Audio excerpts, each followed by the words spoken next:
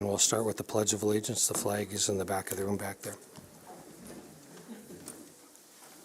I pledge allegiance to the flag of the United States of America and to the republic for which it stands, one nation, under God, indivisible, with liberty and justice for all.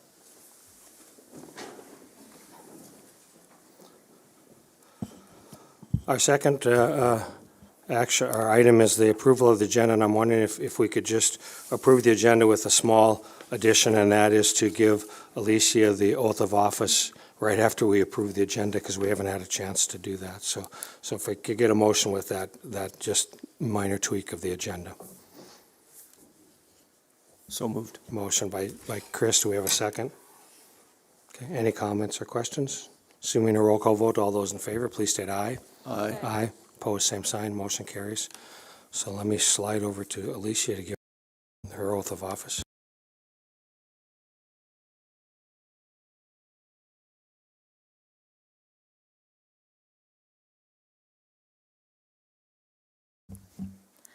I, Alicia Dela Cruz, do solemnly swear that I will support the Constitution of the United States and the Constitution of the State of North Dakota, and that I will faithfully discharge the duties of student representative to the School Board of Grand Forks Public Schools District Number 1, according to the best of my ability. So help me God. Thank you. Thank you. Congratulations.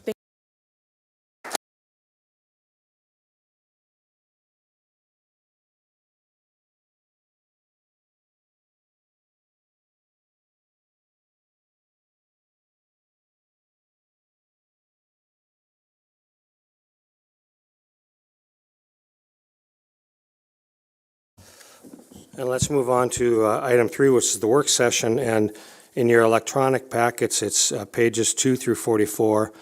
Pages 2 through 6 have been set by your table side for those of you that don't normally bring an extra packet. And then there's some other things at the table that I'm sure Dr. Brenner or the team will go over. So I will turn it over to Dr. Brenner for the work session. Thank you, Mr. President. Starting on page 2 of your packet, electronic or hard copy, I'm just going to take you through the memo that will hopefully keep us on task here for the next hour. During our work session this evening, you're going to hear updates from Mr. Arnold, who's at the podium at this time. Finance Committee members and school board members have discussed the district bonding for 20 years, $1 million out of the projected new $2.5 million captured through the voter-approved 10 mills back on September 28th. Mr. Arnold is going to recommend how approximately $16 million that would be generated through that bonding would be used relative to priority projects. And you'll be able to see that on handout 1, and Mr. Arnold will go over that. This assumes our 3 city middle schools will be dealt with through a referendum, of which yet still has to be decided by the board. Additionally, there's been Finance Committee conversation around budgeting $500,000 out of the general fund to supplement the building fund. It's district leadership's perspective to identify this only as a placeholder, not as an expenditure. Also available are energy savings dollars at approximately $7 million. That may be bundled into this conversation, and that would be part of handout 2. And as a reminder, in 2029-2030, most debt will be off the books, which will free up another $2.5 million. Attached to this memo, you have handouts from Mr. Arnold and also from Michelle Emeneth. That would be handout number 3. And we also attached the guiding change document to make sure that we're all reflective about the process that we went through over 4 or 5 meetings, spending 8 to 10 hours, coming up with, through conversation, coming up with basically agreed commitment statements about how we would do our work, wrap around facilities and the budget. So I'm in the final paragraph now. The goal this evening would be to identify priority projects over the next 2 years so that Mr. Arnold may put those plans into motion. Additionally, the public forum materials are also included in tonight's work session conversation because those may be influenced. Some adjustments may be made based on any conversation that we have tonight. So again, in summary, here are the 4 takeaways that I hope we can get through. Prioritize the facility projects in years 1 and 2. Number 2, list major capital projects tied to a referendum. Number 3, determine a prospective referendum date. We don't have to land on the actual date, but I think we should at least have conversation about when that should happen, what year that should happen in, and then ensure public forum materials support items 1 through 3. So with that, I'm going to turn it over to Mr. Arnold, who's not going to, are you going to use your slides along with the hard copy or no? No, we'll just use the hard copy that's in the board packet. Okay. Is there anybody who needs a hard copy?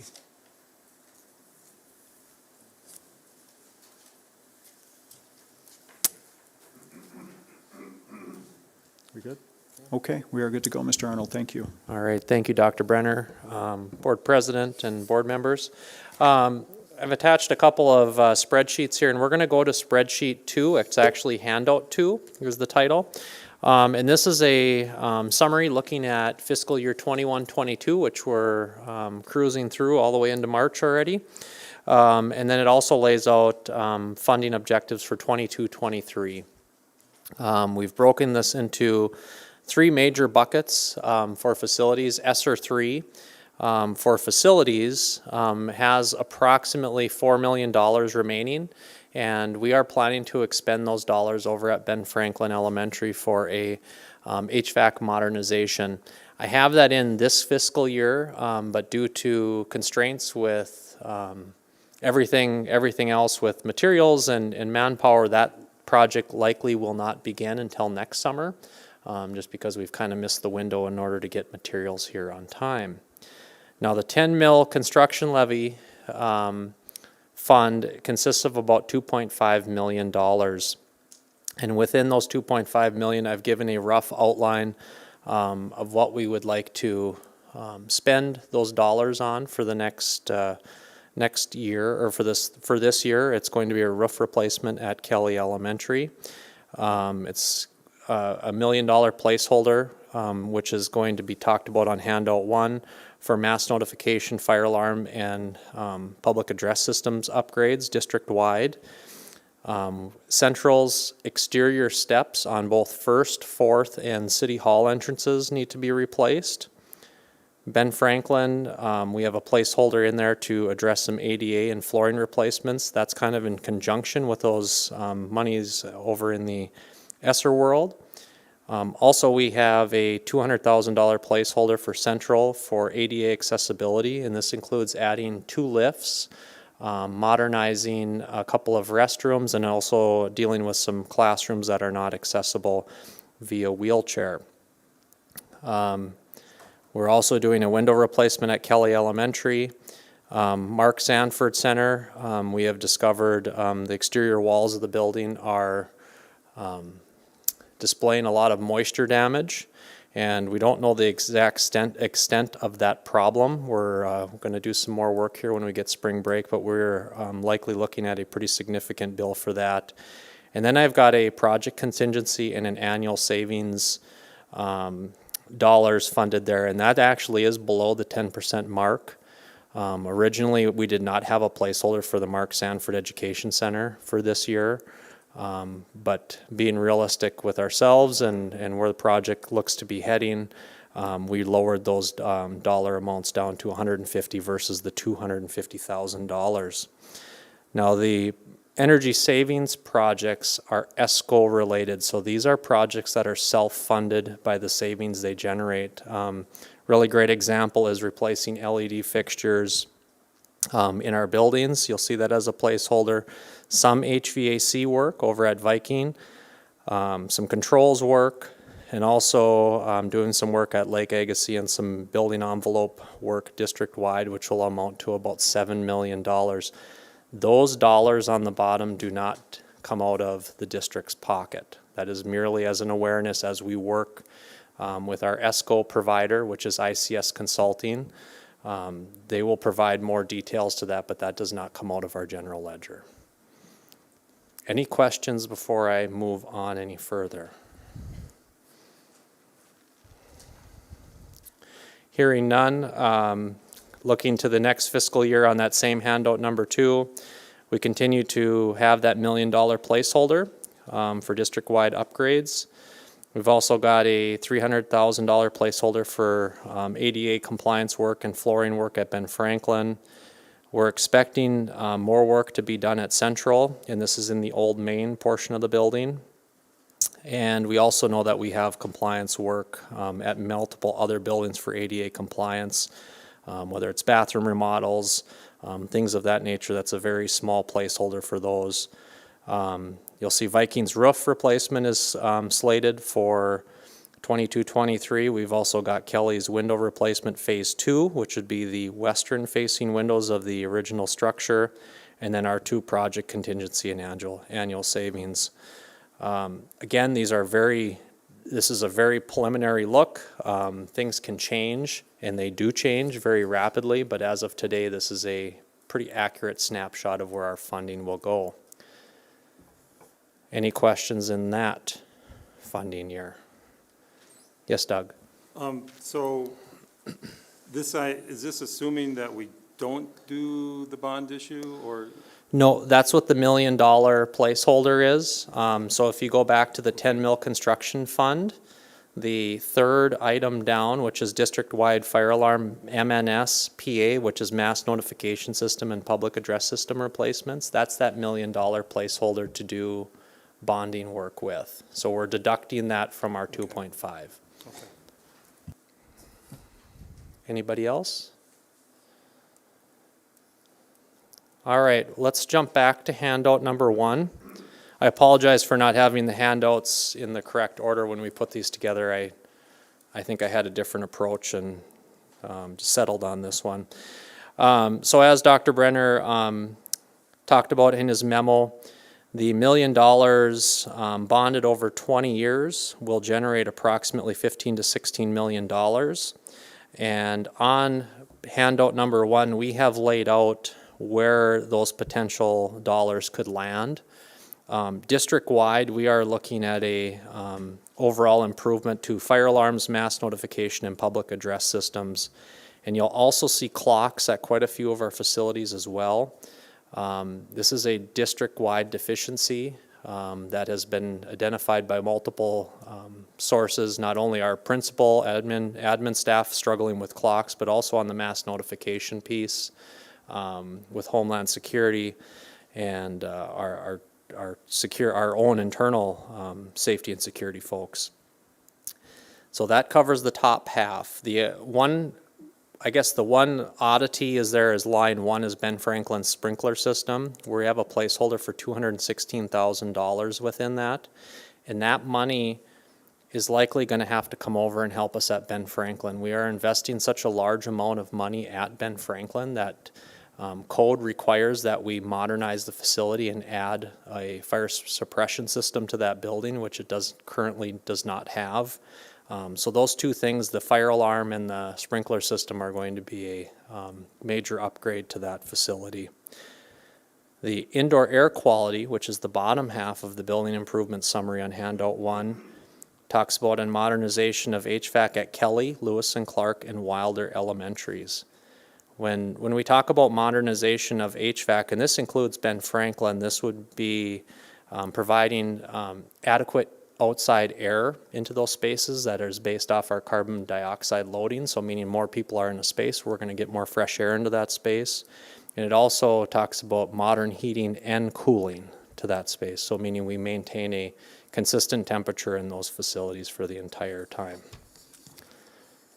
Any questions on that? Go ahead, Cynthia. I'm sorry, I didn't see you, Cynthia. No, that's fine. So, I hope I asked this correctly. I'm thinking then that the district has decided to go ahead and what we're planning to keep up Wilder and Winship and keep renovating there because we didn't get the referendum passed to build a new elementary. So we're going to modernize these schools. Is that the intention? That's the current intention of the, document that's in front of you. If the board wishes to do otherwise, this would be the time to have that discussion. But as of right now, I've included them into this document. You will notice the buildings that are missing from this are our middle schools. Again, this is assuming that our middle schools are going to be addressed with another mechanism for funding. Thank you. And then I want to go back to your handout number 2 and ask a question about the district-wide fire alarm, MNS, I don't know what that stands for, PA Mass system. notification, system. Yep. Okay, so when we went to Central High School, this would address their concern that they didn't have complete emergency notifications throughout the building. Correct, and they have a deficiency at that building where they don't hear it in every space as well, so we have spaces within there that actually can't hear the alarm going off. Additionally, a lot of our schools utilize the fire alarm as part of the mass notification, which creates a lot of confusion, as you can imagine. Yep. Other questions? Chris, I have one quick one. On the bottom of your handout, one talks about capital ESSER/bonds, IAQ. Can you just go through that real briefly? Yeah, so we kind of take and made buckets there for the dollars to go into. So the $8 million total, which is actually the bottom indoor air quality, would actually qualify for ESSER dollars as well. Indoor air quality improvements falls within that bucket. It just allows, it's just more or less from a planning perspective for the business office and myself to know that we can, if there's ESSER dollars, we could use ESSER dollars. We're right in this document today, we're using it as a bond. This is assuming a bond issuance, but that was the intent there. So it's possible that if you use, say, $3 million of ESSER dollars, that you could do $3 million from that bond of some other maintenance projects that you need that aren't on this list. Correct. Okay, I just want to make sure I understand that. Yep. Okay. Any other questions, comments before? Go ahead and move on, Chris. All right. So handout 3. Now this handout is meant to serve as kind of a planning tool. I know our finance committee members that are here remember this particular document was part of a much larger presentation that Mr. Berge and myself put on at the finance committee meeting. And it really presented 3 scenarios. In scenario 1, which isn't in front of you, assumed that everything remains stagnant, meaning we don't do any type of referendum work. Scenario 2 assumed only Valley Middle School would be addressed during a referendum. In scenario 3 assumes that Valley, Schrader, and South were to be part of a referendum. And really the objective of this document is to display the annual ask of the district's budget. And really the area I want you to focus on is that grand total on the bottom. I probably wouldn't focus as hard on 2022 because we're going to take care of a lot of that stuff with our energy savings and our work that we're going to do with our bonding. So some of those dollars are going to drop down, but really the important thing that we want to take from this particular handout is that this begins to bring a dollar value for our deferred maintenance that is somewhat affordable for the district. It brings it within that $4 to $6 million range, where if we only address Valley, we're looking at $11 million, and then if we don't do anything, the value is much larger, 12 to 14 million annually, which really isn't realistic for us to try to address and try to catch up, I guess. Any questions on that? Go ahead, Cynthia. I'm sorry, I don't really understand that. Could you say that again in a maybe, I don't know, different words? All right. I'm assuming you're talking about the scenario that's in front of you on handout 3? Yep, okay. So handout 3 is one of 3 scenarios that were presented to the Finance Committee. This particular scenario first assumes that the middle schools, South, Valley, and Schrader, will be addressed via some sort of referendum or other funding mechanism, meaning their deferred maintenance has been moved off of the books. So that is not a part of this report. What this report encompasses is what remains of our elementary schools and our 2 high schools.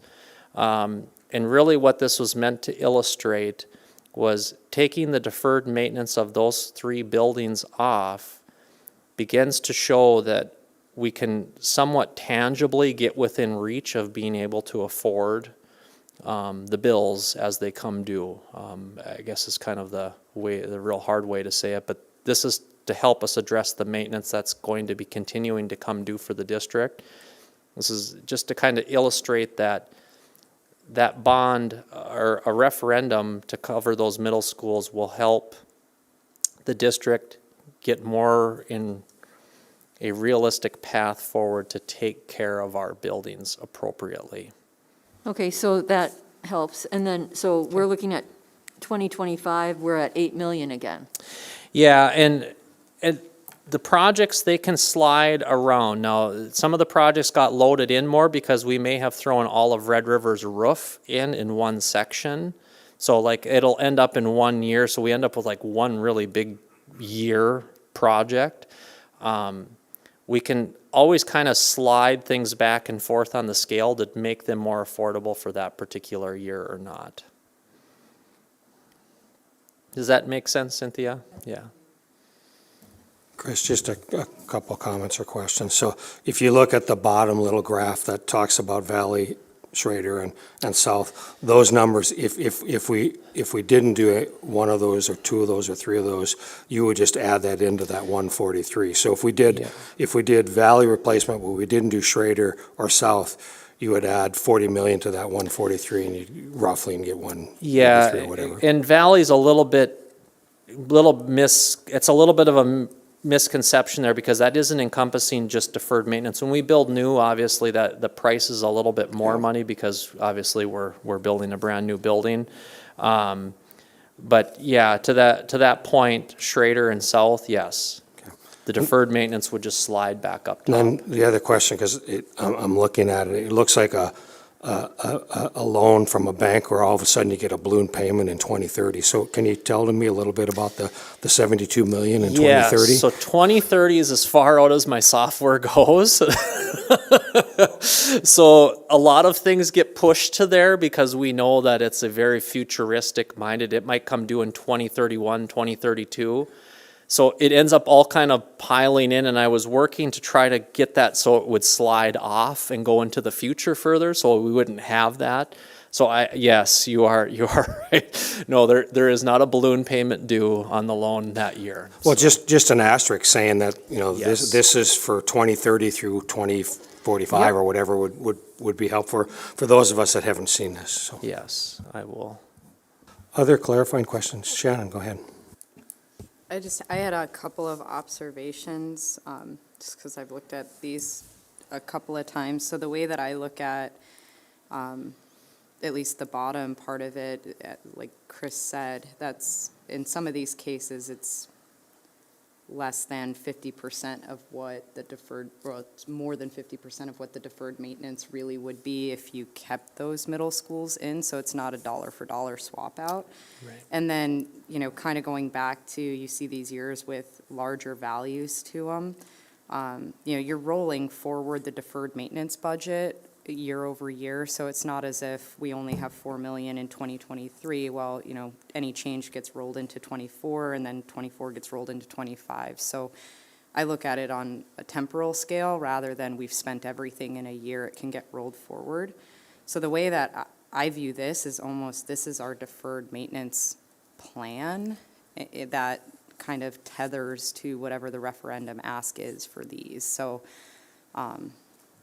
at least when I step back and not get lost in the details, and I hope that's a good characterization, which is why I wanted to say it, because this to me shows the strategy for the district on a go forward to, one, we have our plan to build back that building fund, and then two, this shows the incremental cost year over year that will be needed to maintain that deferred maintenance at a, net zero additional cost to the district. So.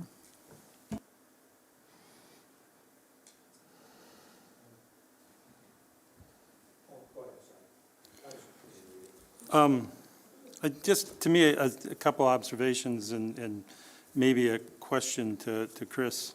While we're dealing with really this year and next year for detail of projects, and potential referendums for the middle school, if you look at the dollars that are needed, if we do have successful referendums for the middle schools, that the dollars that are going to need to be spent, now whether they get shifted from one year to the next, we are not going to have the revenue available for those unless we continue with deferred maintenance referendums to raise more money. Because in the initial 2024, 2025, we're going to have, at the rate that we're talking about from the building fund, about $1.6, $1.7 million. And you look at the numbers here, $4.5 million in 2023, $3 million in 2024. I just want everybody to recognize that if we do referendums on the middle schools, there's going to be more referendums. Or we will just keep pushing everything out, which isn't a strategy. So this is a plan on how we're going to maybe spend it. It's not how we're going to raise the money. And I think we need to talk more about that as far as referendums and potentially the use of the general fund as a source of some revenue. I disagree that it should just be a placeholder. I think we need to plan that that's going to get spent. And in fact, we need to probably increase it because as time goes on, because I've seen the schedule that goes out to 2036, which takes those other numbers, and you get out to 2036 and we have about $6 million out of the building fund because we don't get the whole original 10 mils until about 2036. And then we'll have spent through the bond issue that we do for the 16 million, part of the other 2.5 million. So at that point in time, we're going to be generating maybe $6-7 million. Well, that's not going to be sufficient on an ongoing basis to pay for our deferred maintenance and plan for the future going out without, in my mind, without putting the district back in the same position that we're in today. So if we just concentrate on 2 years, we're seeing that, hey, yeah, we make this work really well.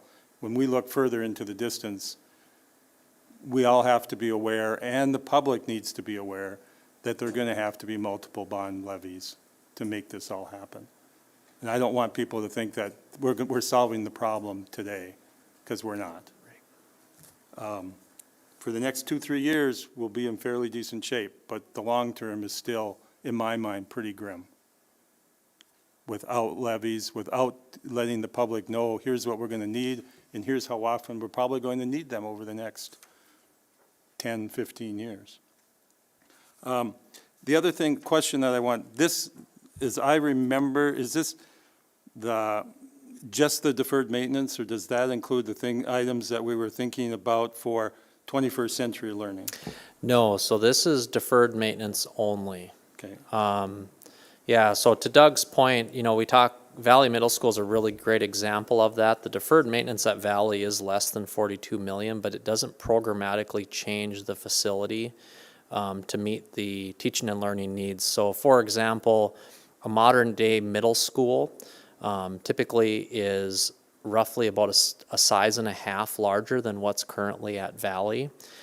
So for us to take the building, we can fix the inside and the outside and make it a structurally sound and operational facility. But in order to facilitate the true need of the building, yes, to your point, Doug, we'd have to make another large investment into that. I do not incorporate those into a deferred maintenance plan because programmatic has a tendency to bleed over, and it becomes really tough for you guys as board members and people in the public to differentiate between those two numbers, because it really, you kind of can take care of a lot of things with one. I guess as a follow-up question to that, though, if there are programmatic changes to the building, the time to do that is the time that you're upgrading and doing the deferred maintenance. So I think we need to have that conversation. Maybe we decide we can't afford to make programmatic changes. We're just not going to do it. We're going to do deferred maintenance only. But if we're not, if we're going to do it, we need to have that as part of this conversation, because I think we're talking a $50, $60 million number for that as well. Right. Yeah. The Programmatic piece is really why facilities are there in the first place. So yeah, to your point, Doug, I mean, that should be the root of why our buildings are renovated. We want them to meet, and there's a major cost advantage to accomplishing a lot of things at once. And in fact, our numbers start to drop dramatically when we can take care of multiple systems like we're going to try to do over at Ben Franklin Elementary. The intent of the middle schools with these dollars for bond issues, that would address both or just deferred maintenance needs? So the middle school placeholders at Valley for sure would address all of the needs at Valley. Schrader, I want to refine that number further if that's the wish of the board, to continue to develop that. Again, these are preliminary assumptions and really have not been vetted fully by the full board. So I need your feedback if this is what you want to see. I can bring numbers that address deferred maintenance or overall programmatic maintenance. If you recall from the finance committee meeting, we actually kind of had like an a la carte menu where you could select and deselect things. I would like to bring that forward to the board to allow you guys the ability to see what we're going to do at South Middle School, what's available for us to take care of at Schrader Middle School, and then also discuss Valley to make sure that our public and also our board members fully understand the cost benefit of both, you know, keeping the facility and renovating and replacing full on. Chris, would you say the Schrader amount includes the medical suite that we'd like to upgrade Yes. in this number? Yeah.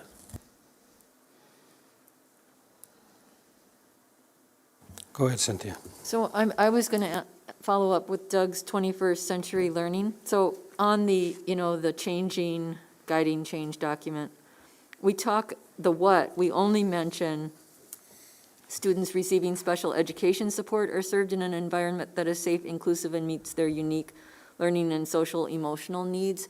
And in my mind, I'm remembering the tour at Lewis and Clark, I think it was, and I might look to Catherine, and I think it was in a basement, wasn't it? Somebody else who was there.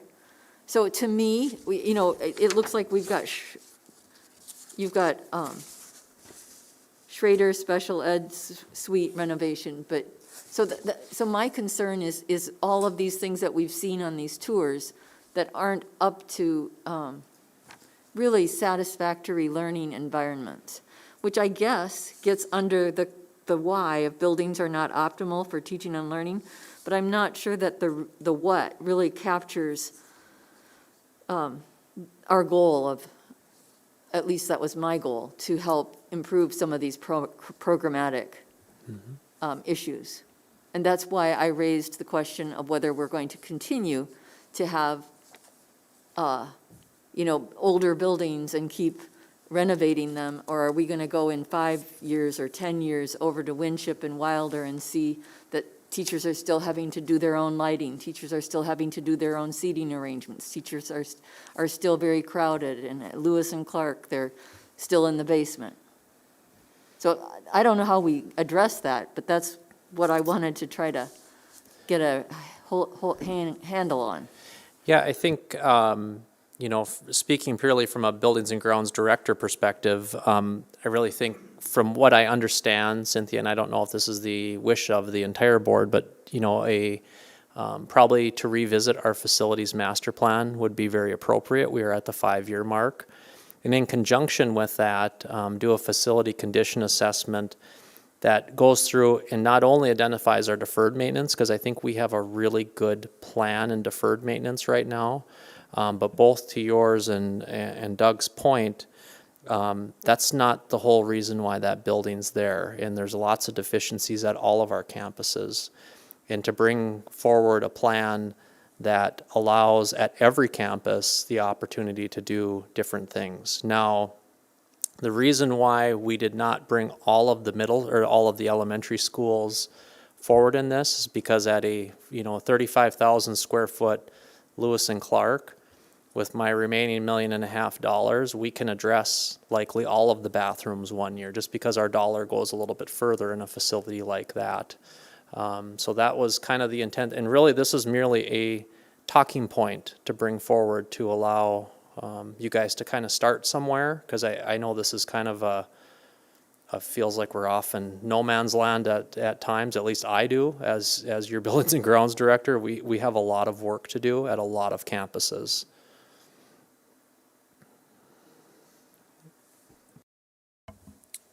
I agree with both of you. I think that we really need to have some tough conversations surrounding learning spaces. If I remember when we first started, before we even had a facilities task force, we did have someone come in and do an assessment of our buildings and our learning spaces. So I think maybe pulling that back up and revisiting some of that information would be beneficial, because I have some of the same concerns. We have learning spaces, things like social workers, counselors, nurses, all of those spaces which we would have to add on to buildings in order to create those spaces. And so I would hate to be investing tons of money into HVAC work, only in 5 years to be saying, you know what, these schools aren't meeting our needs, and we're gonna have to essentially be like, well, that money wasn't really an investment anymore, so now what are we gonna do with it? So, and I think the thing that what he's saying is that means we may need to look at which schools, you know, need the most investment, and if we need to reduce the number of buildings that we're using. And I love neighborhood schools, and I think every school is worth investing in. I just don't know that we can. And so I think it's worth revisiting too.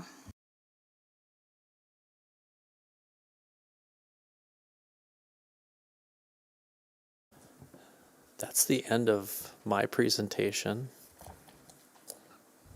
Michelle, I think you don't have anything? Okay.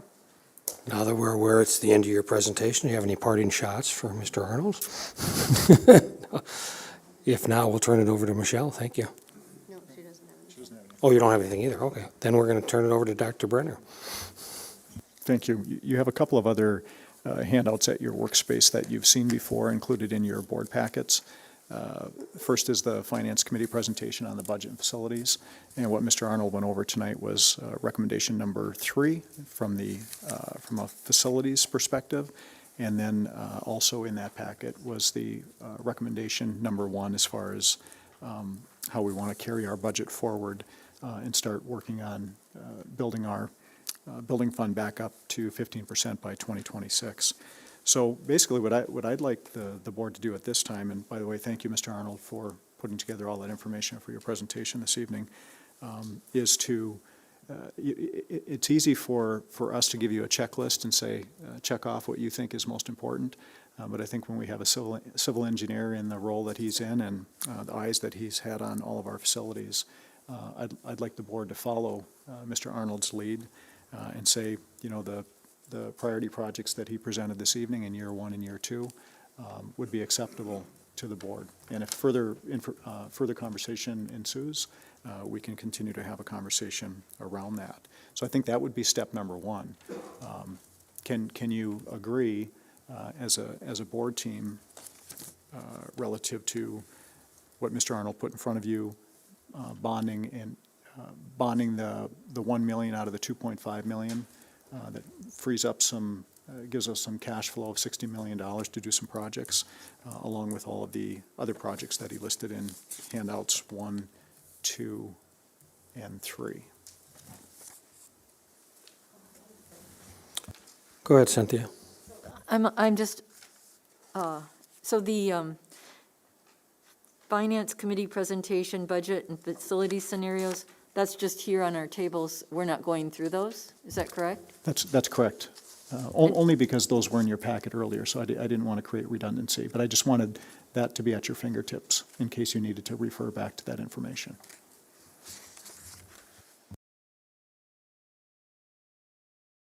Go ahead, Shannon.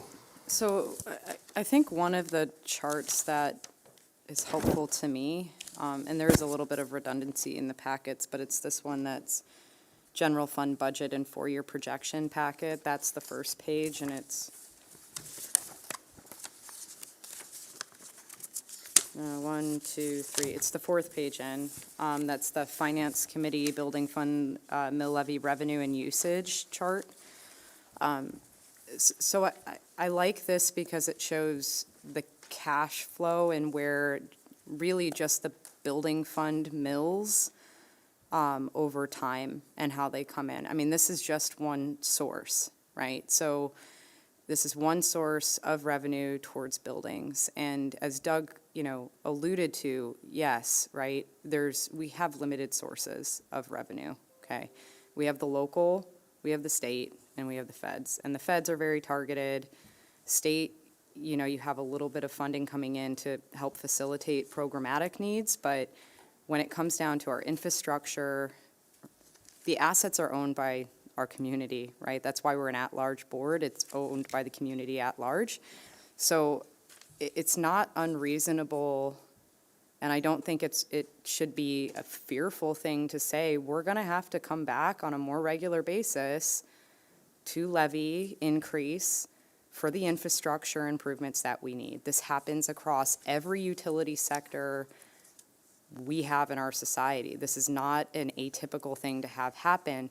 It is atypical that it's been historically not happening in our community. And that is a shock. I do think, naturally when change happens, there's a shock to that. So I think a conversation does need to happen after we kind of talk about what we're proposing on a short-term scale.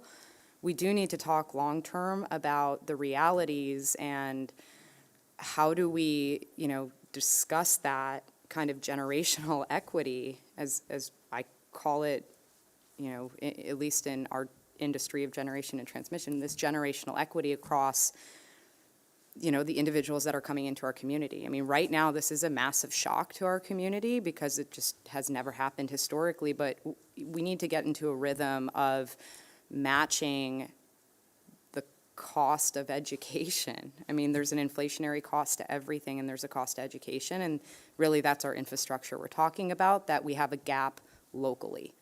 It's not at a state level, it's not at a federal level, it's at a local level. And so we do have to figure that out. I don't think it means we have to say we have too much square footage or we're not using it efficiently, because we are viewing growth, right? We do have a growth mindset. We just approved more square footage in CIA. So, I mean, we can't talk out of both sides here that we have too much square footage, but we're adding square footage and we're anticipating more square footage in 5 years. Those concepts don't fundamentally work together. I think what we do need to talk about is how do we increase our sources of revenue locally for infrastructure projects to be sustainable over the long term. So that's just my thought. It was kind of a reaction to what Doug was saying. I don't view it as a bad thing. It's just a fact of life and living in a community that wants to have a strong school district. I think, too, what you see on this chart is that, we have 10 mills that are tied up in bonding that come back in at a certain point in 2029. And I think what Chris has done is a really great job of aligning our 20 mills that we have in a way that can make a good dent in these deferred maintenance, in the deferred maintenance plan that he's put forth. So I like to see the cash as kind of the cash as a source, and then use over here on the sheet for the scenario number 3. And I think, at least from a finance committee member standpoint, that's why I liked scenario number 3, is I could see an alignment between cash coming in and the use of that going out with, yes, some need from a general fund or from a bond increase. I could see us closing the gap, at least at a close to break even, where we aren't, rushing towards a cliff again, as long as we stay on track with the long term. So that's my long-term kind of spiel. On the short term, I think all the things on the list that Chris has put forth are essential needs in a short-term basis. I mean, it's nice to talk about programmatic needs, but we don't even have basic environmental needs met. I mean, that's health and safety, HVAC, and alarm systems. Stinks alarm systems in this day and age are necessary, but they are. So I think the alignment with the bonding absolutely makes sense, and I can't think of any greater need than what we have right here. And then there's ADA compliance projects that he's built into this that I think are also essential needs. It's not everything all at once, but at least it's a 2-year snapshot that aligns with to me, the highest priority needs and goals that we have on our sheet. So I'm supportive of it as it stands, and that was my thought from a finance committee member, why I supported bringing this to the board. I agree with you. The only thing I would add is that that one thing that people have a tendency to forget is we had a huge influx of money in 97 and 98, but it all came from the feds. I mean, I can't remember, I think it was over 50 million, 84 million to the school district with brand new buildings and stuff. And I think people have forgotten it. And so then we had a lull after that where we didn't need some money and got behind. And I think people have to realize that if we hadn't had that flood, we probably would have been asking in 2000 and 2005 and 2010 for those kinds of things that you're talking about. So, but I agree with all your other comments as well. Other board input? Doug? So the list that we're basically approving by consent is handout number 2 and then handout number 1. Those are the ones that will cover the ESSER dollars. Most of it, I mean, basically handout 1 is going to be the bond issue. The other is, handout 2 is coming from the new 10 mills. And then we'll also have the work for the energy saving projects, which will have to come to us later. That is correct, but I'd like Mr. Arnold to come back just to clarify that, affirm that. Yes, handout number 2 outlines basically our approval for the remaining fiscal year with our different pots of money, and then handout number 1, or I'm sorry, yeah, handout number 1, I grabbed the wrong one. That lays out what we would do with a bonding. And just for clarification, I mean, we're not going to vote on this tonight, but I think what the administration would like to hear from us is, are they headed in the right path and stuff? We don't, so that they don't do a bunch of work and then find out this isn't what the board is interested in, correct? Correct. Go ahead, Doug, you were going to say something. I support doing these, and I think it's important to do them. I just also think we have to have another future discussion that needs to talk about the longer term of all of this, and what the whole programmatic as well as the deferred maintenance, and so that we have that discussion, we're all on the same page, so the community can be on the same page and understand what's there and what does the future look like. I see a lot of heads shaking up and down, so I agree. Other board member comments?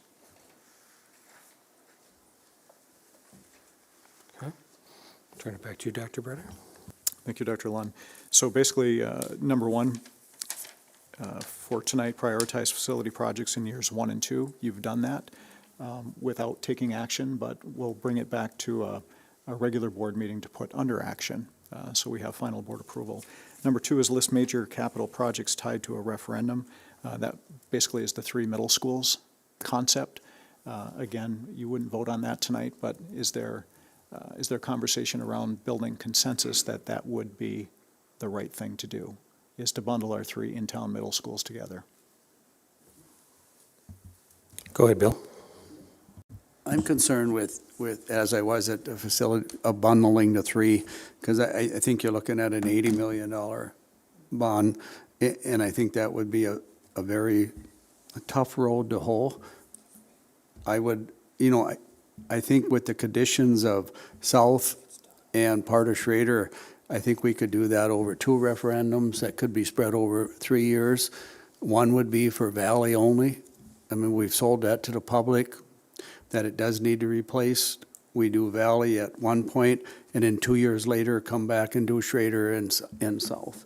That's just my own, both of those are smaller bond issues, and they're, I think, acceptable. If my math is correct, and I look at our businessman, Scott's not here, but we're talking probably 12 mil increase for about a $45 million project versus a 24 mil increase, I think is a little steep right now. So that's why I like the idea of doing this, but I like to have it spread it out a little more.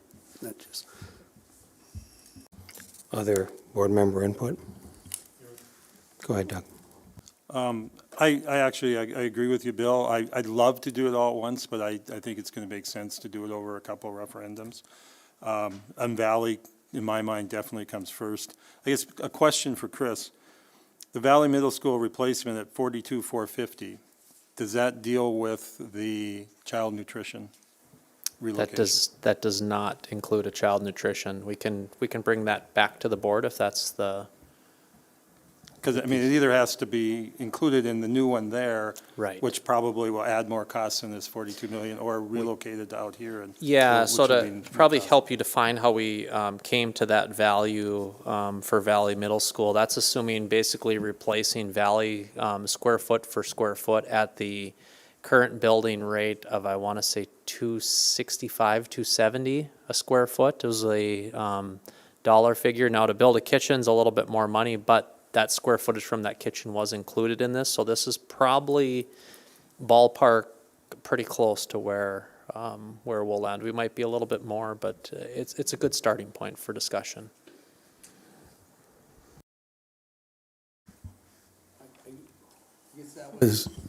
I guess that's why I talked 45 million, because you and I talked a little bit before that there is money in child nutrition that could go into this, plus 3 million from this project added to the money they have could do that project. So that's why I was talking instead of 42.4, I talked 45 million. Go ahead, Cynthia. I would support just going to Valley as well with the referendum. And it could be it's a simpler message. I think it gets mushy and hard to convey to people.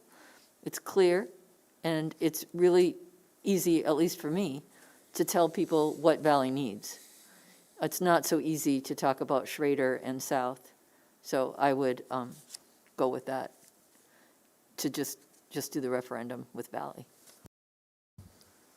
Go ahead, Shannon. So I want to understand in the sense of over a couple of referendums, what we're talking about in a time, like temporal context. Are we talking one every year for the next 3 years? Are we talking one every 2 years for the next 6 years? You know, ultimately it's going to be 24 mills, however you dice it, right? And you're working with inflation and you're working with the cost to construct. And so I just want to understand, you know, what is it the value in the message, or is it the actual value being felt by the community for the work? Because there is economies of scale when you're making plans to replace 3 middle schools over a shorter period of time than one, and then come back and do another one and do it. So I want to understand in terms of the long-term plan that we're talking about, what maybe Bill and Doug are contemplating when we say spread it out over a period of time. I guess my idea would be, and I'll just put it, this year we go to Valley, we do Valley by itself with the kitchen or with food. And then 2 years later, we have another one. We're not building brand new Schraders and brand new Souths. We're remodeling what is at Schrader and South. You know, Schrader, half a Schrader is upgraded versus the other half. And South is since the flood. So it isn't anywhere near the age of Valley. That's why I'm thinking that in 3 years down the road, 2 years down the road, after this, do the bond issue this time, 2 years later, float the next one to take care of the Schrader and South, and in the middle schools are done within a 3-year period. Now, the construction won't be done because we all know it's going to take 2-3 years to get all that stuff done, but at least those are out of our hair, and we can continue to move on. And then then we can have our long-term plan in place of possibly 2-3 years down the road, we may need another bond issue. That may be for a new school on the south end. I mean, we're looking at growth on the south end of Grand Forks. You know, probably in 5-6 years it might be ready. with the homes that are going up there, but that is down the road. But at least the middle schools would have a plan in place of how we're going forward on. Further comments, thoughts? Go ahead, Shannon.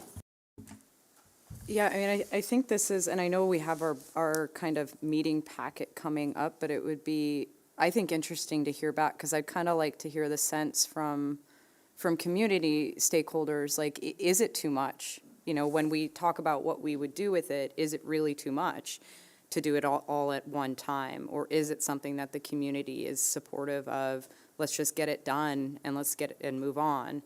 I like because we are talking about, or I was talking about kind of getting used to more regular referendums for infrastructure needs. I was more thinking in kind of a building mill sense that, it's for ongoing upkeep and infrastructure costs as they increase. But that might be, that the structure that Bill just described might be a way to kind of walk into, explaining that this is a plan and this is, a means for creating sources of revenue. My one hesitancy would be when you go to a referendum and then you don't have anything to show for it, and then you come up for another referendum, if we're talking really that close in time, because construction wouldn't necessarily be complete in a 2-year cycle from vote to next vote, whether that would play against. So maybe thinking about, how big of a gap between those types of asks and what that really means, or so that would be my only, from a community standpoint, I would want to get feedback on that. Amber? I agree. I think the forum especially is going to be a good opportunity to understand public input a little more. I think just looking at the packet, that's a draft form for the forum, a couple pages that draw my attention are page 31 of the board packet, where it talks about the projects that have been completed. None of this is sexy stuff. It's not a new building. It's the windows, it's the internal heat pumps, it's, electrical, it's whatever. And so I think the hard part when we're dealing with some of these things is, people give their money and they want to see something tangible, but often it doesn't feel like they see something tangible because you don't see it from the outside. Whereas Valley feels very real because it is a brand new, it will be a brand new shiny building. You can walk through and you can see what the differences are, and programmatically, safety wise. So I think this is really helpful to tell that story. But I think if you look at also the survey questions for part 2, or even on page 40, like the opportunities, where do we want to be? It asks questions about what opportunities do the district have in addressing facility concerns?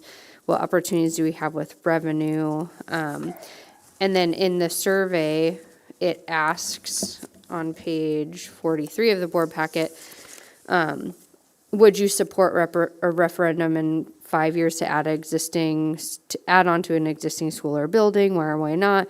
And then it says, should we do Valley by itself or include Schrader? So I think some of that conversation, while some of those are very pointed questions, however we plan to be a part of facilitating those discussions, I think we can have some of these conversations about that generational, like, what are your expectations as a citizen in this community to continue to support infrastructure, and kind of gather that, data that we're looking for.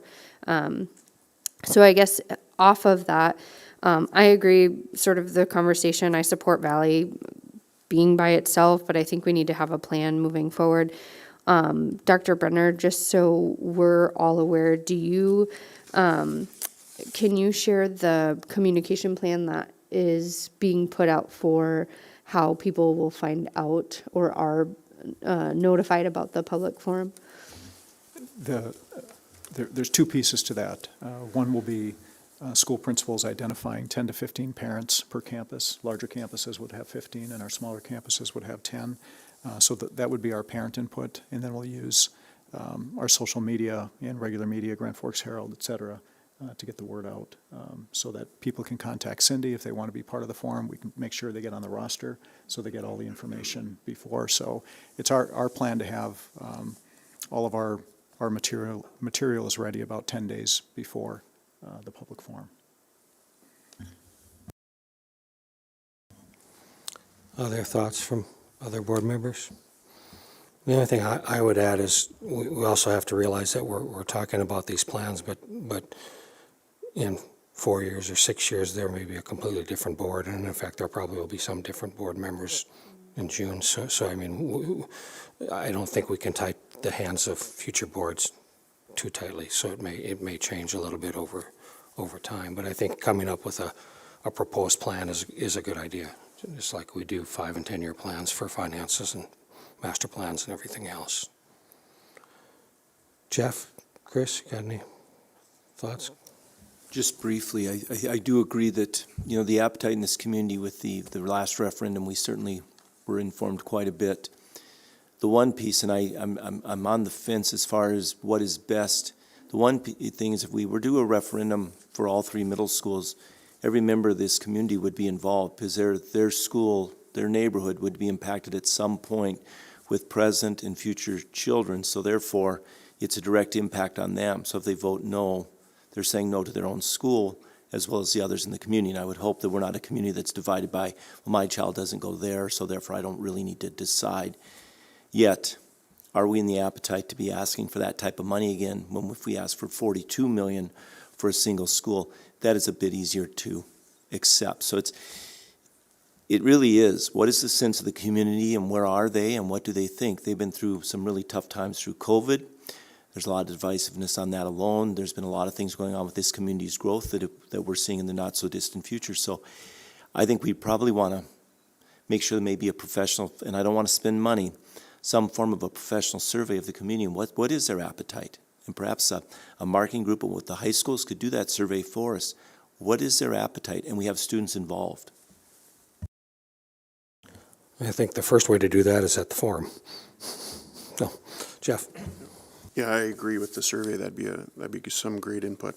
And I don't want to beat it to death, but I agree with everybody else that 80 some million might be a little bit of a tough ask, but 45 not so much. So I agree there. Jackie? This is minor, but you'll need to change my email address in the packet for the form. Thank you. Any other thoughts before I turn it back to Dr. Brenner? Okay, Dr. Brenner? All right, so goal number 2 for tonight, list major capital projects tied to a referendum. We'll simply defer that decision, get more input from the public forum, get that kind of feedback. We'll have to work really, really quickly following that, because all of a sudden we're going to be inside of 65 days if the board decides to put a referendum in front of people. Sure, yeah. Just because I like to think out of the box sometimes.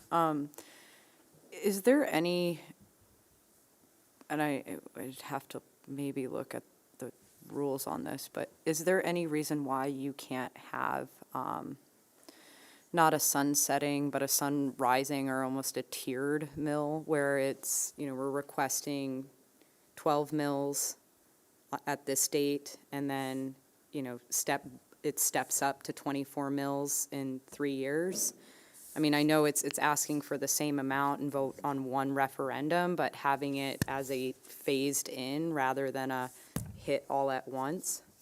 I don't know if that's even a possibility, but it was just, I wanted to, because it popped into mind if that's any different. We'll ask the question of Debbie Nelson. Yeah, none of us know the answer to that. I think you'll want to probably talk to bond counsel That too. to whether they can do that. I mean, that would make great sense if you could have one vote and do it. As long as the ballot language is probably what's going to be the key for that to be drafted. Are you okay if we move on to number 3? Number 3 would be determine a prospective referendum date. We don't know what what would be on the ballot, so do you want to try to wrestle with the date tonight, or do you want to defer that until after the public forum? Board members? I, for one, think we should have a June election.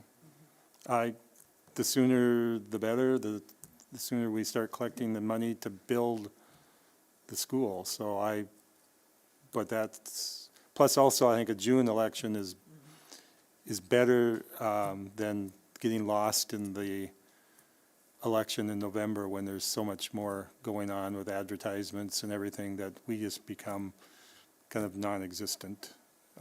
So I would lean to the June. I do think that's something we should be getting from the forum and/or additional survey, but before we make a final decision, but be ready to do something in June would be my thought, whether it's just Valley or whatever. Other board members? Shannon? People who work with me know I love setting an aggressive deadline because I know that everybody can meet the potential for that deadline. So I think a June deadline, I mean, it's going to take some swift action, but, you know, we went through this not too long ago. So I think we're all warmed up to kind of keeping it rolling forward. And we got a ton of community feedback the last go around.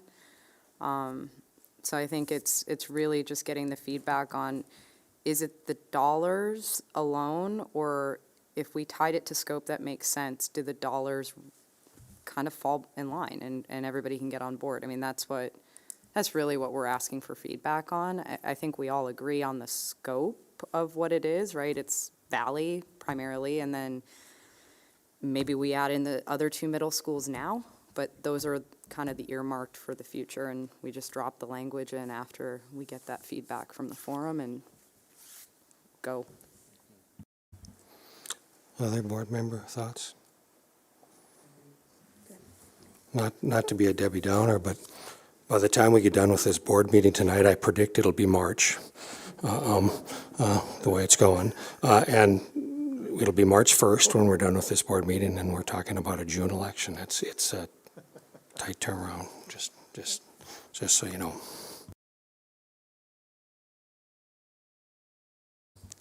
Dr. Brenner? Okay. I think we reached consensus on June. Put my track shoes on. And the final piece, I don't know that we need to spend a whole lot of time. We've already touched on some pieces of the public forum materials. You've got a bit more of a heavier packet from our last school board meeting, and maybe I just want to draw your attention to a couple of things that are not included here. When we start in the cafetorium at South Middle School, there will be an agenda for everybody. It will outline what the meeting looks like, from timestamps to when we start, when we break into breakout groups, and when we anticipate the evening ending. Child Nutrition will be catering some light snacks and beverages for the meeting. Also, we'll make sure that you'll see in your hard copy today that the graphs and charts have been enlarged to at least half a page rather than fairly small. When I do my presentation at the beginning, those will be full slides. Won't be all of the slides, but the ones that are really relevant. So I wanted to call your attention to that because not everything is in this packet. And then I think we should just spend a little bit of time on electronic page 43, which gets to the small group input. Wanted to take, I'm sorry, Cindy, go ahead. Before you go on, did you have a chance to talk with your team about having anything included in equity and inclusion to meet some of the strategic plan priorities? I had emailed that suggestion. We can work that in. I'm not sure at this moment how we would work it into the questions. Is it? The questions, that's why I asked it, I thought before the question. Oh, just on the pages of what we've done? Yeah, like a slide or two of Okay. just to highlight diversity, things that you've presented before. Okay. I think I know what page that will fit on. So on page 43, what you'll see in red font is some of the feedback that you gave us from our last meeting to wordsmith these questions that might seem palatable for all 9 board members and our base board member guest at the table.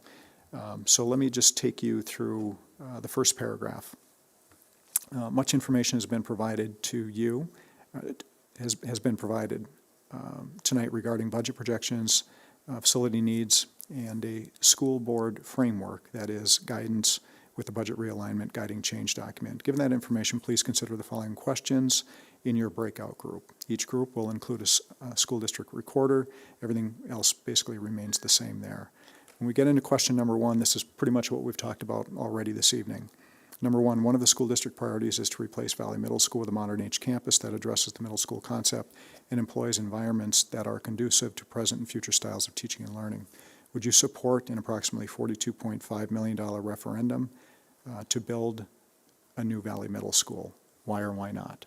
And we didn't put a date on there. I think it was Board Member Carpenter recommended if we gave them 2 dates, they'd probably select the one further out. The second question gets really to scenario number 3 that came out of the Finance Committee. School district has a long list of deferred maintenance projects that include reinvestments in Schrader and South Middle Schools. Rather than a single middle school referendum, would you support an approximately $80 million referendum that would include a new Valley Middle School, a major investment in Schrader Middle School, and some investment in South Middle School? Why or why not? Then the third question, we really reworked, so we didn't put a name on an area, location, gives people more of an opportunity to just think about our district, north, south, east, and west. Some of our elementary schools are at or are nearly at capacity. Would you support a referendum within 5 years to add on to an existing school or to build a new school? Why or why not?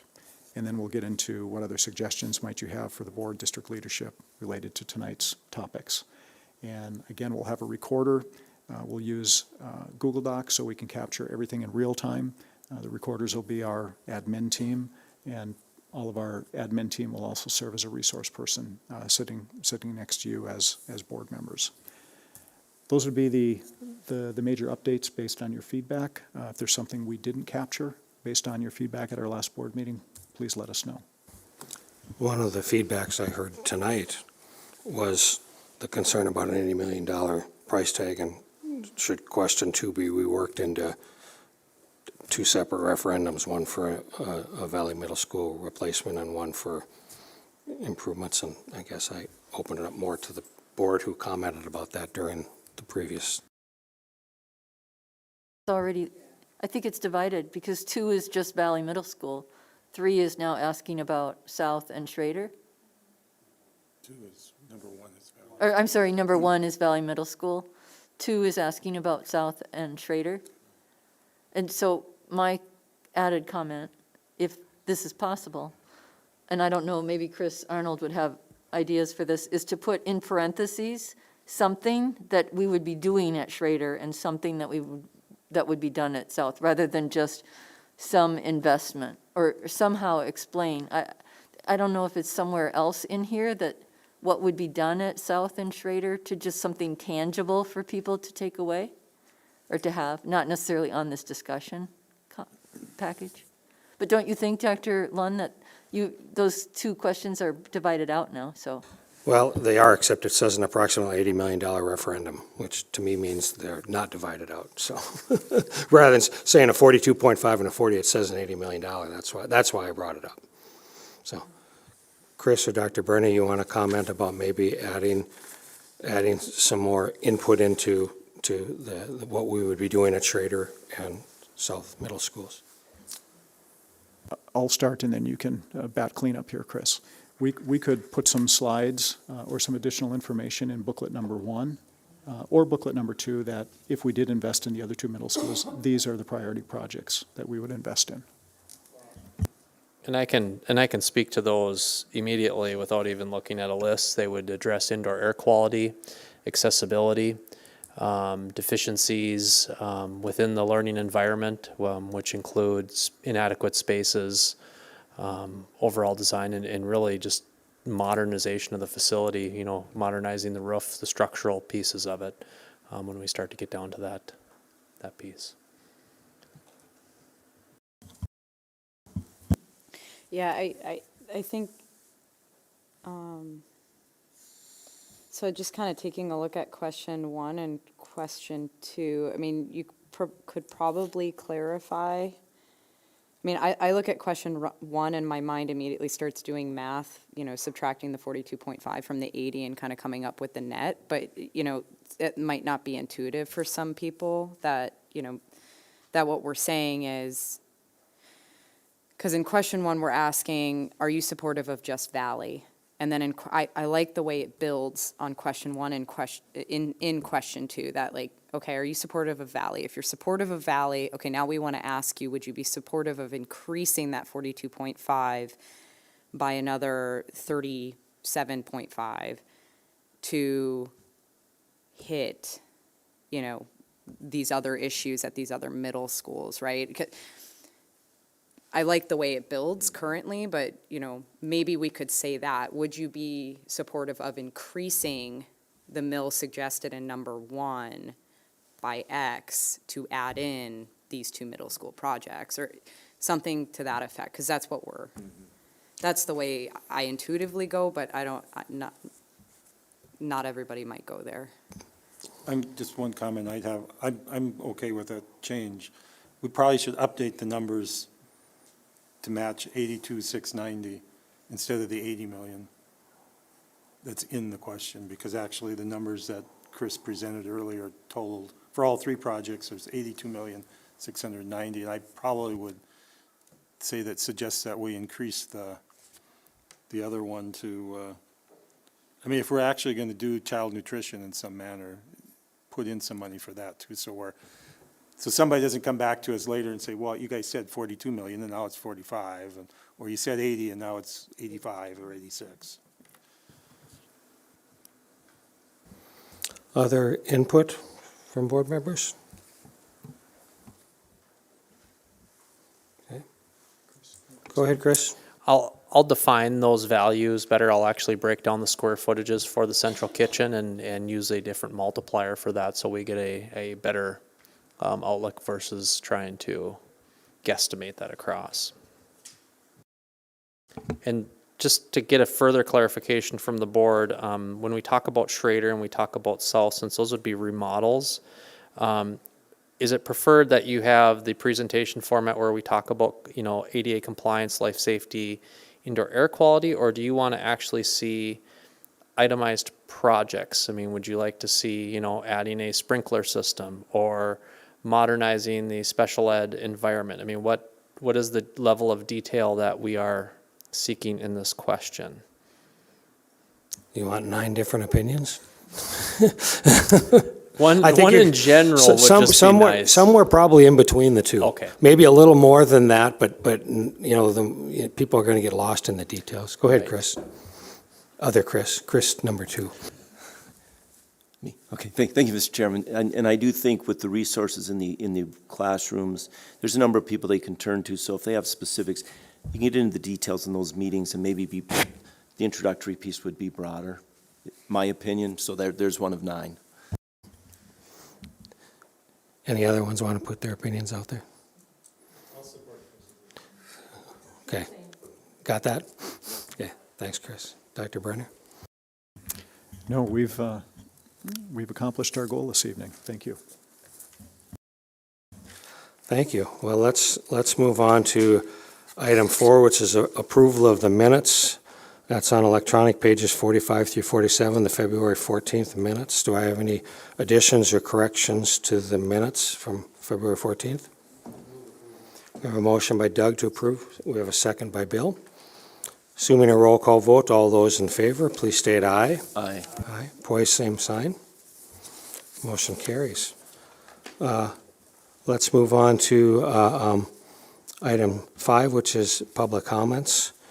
I have 3 of them. And I appreciate everybody keeping it under 5 minutes of talking. Also, I expect we will not have any theatrics tonight. A couple weeks ago, we had some theatrics, and I got multiple complaints from people when the balloon popped about post-traumatic stress disorder. And I apologize to them about that, but I expect we won't have any theatrics tonight about that, so thank you. The first one I have is Ronald Barta. Mr. Barta.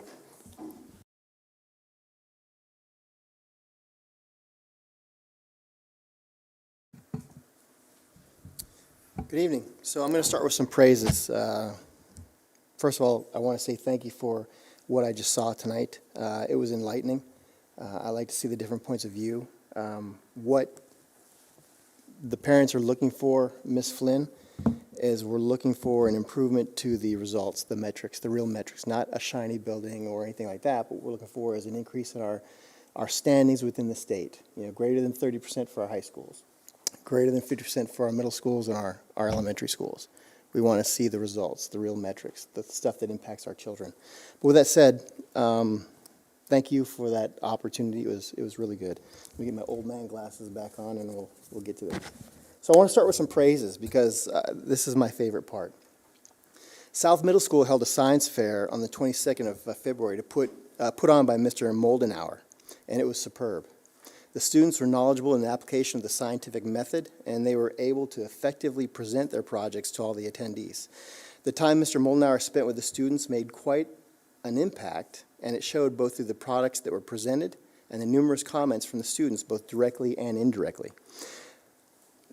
He will be leading our students to the Northeast Regional Virtual Science and Engineering Fair on the 9th of March at UND in the Memorial Union Ballroom. So I just ask that we all support Mr. Moldenauer in this effort and get there and let these kids know we appreciate what they're doing. It was pretty great.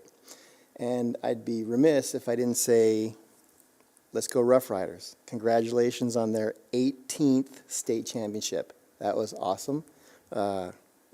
Actions like this bring great credit upon, of course, the city and especially the school district. So good news for that. Unfortunately, there are some issues that we need to address. Also, on the 22nd of February, there's a school board member that elected to speak at the city council meeting. This, in and of itself, is no issue, except that she decided to use her school board position, as she put it, a position of power, to attempt to sway a conversation. After this attempt, she did a huge disservice to the school board and all the constituents that elected her. She decided to violate North Dakota Century Codes 140202, 140203, and 140204, subparagraph B, by stating that another citizen marches with Nazis. This rhetoric is divisive and unproductive towards any conversation. At this time, I do not know if charges will be pressed, but the possibility is there. This shock and awe tactic was used to sway a conversation and was performed in a public setting. If you'd like to see the remarks, you can review the meeting and scroll to the minutes of 44 and 30 seconds. At that exact timeline, you'll see her identify an individual from our community as marching with Nazis. Now, there was another individual there who ran with that and started calling everybody in the meeting Nazis, and it's just not conducive, and especially something that I wouldn't expect to see coming from one of our board members. Personal agendas and political leanings are appropriate for any citizen. I fought for that opportunity for all Americans to exercise it. But the invocation of her position of power in the community, as she put it, to sway the conversation is unacceptable. Mr. Barta, please wrap it up if you can. Thank you. That was 5 minutes? No, it's 3 minutes. Okay, thank you. Should be taken to admonish the board member. She broke North Dakota law, violated the trust placed in her by the citizens of Grand Forks, and violated the Grand Forks Public Schools mission statement and value statement. Finally, I often see in the development of the products for school board meetings metrics that are designed to drive a narrative, or from my perception, they're designed to drive a narrative. The selective metrics driving towards a pre-selective decision are not conducive towards understanding the requirements and capabilities of the program and display a disingenuous agenda. Specifically, we compare our district to other districts in the state with regards to the amount of funding we're receiving for education, per pupil costs specifically. Factually, we're omitting the median income of the other cities that would directly correlate to the amount of funding we apply to each student. We're also omitting the other metrics that could apply to the development of our way ahead to getting well. Again, test scores, teacher-student ratios, and state standings are just a few. I'm concerned that our high schools are ranked in the 30th percentile in the state. I'm also concerned that our middle schools and elementary schools are ranked in the 50th percentile in the state. Now, as a businessman, those metrics are not conducive to continual operations, and they must be addressed. The buzzword used in industry and government would be to get back to the basics. Mr. Barta, please Thank you, wrap sir. it up. With 82% of the budget applying to manpower, I would assume that any physical barrier to learning could be overcome. While there are many that have good intentions, we need to understand that good intentions sometimes lead to unnecessary costs and sometimes little return on investment. This board needs to manage the district by capturing the needs and separating the wants.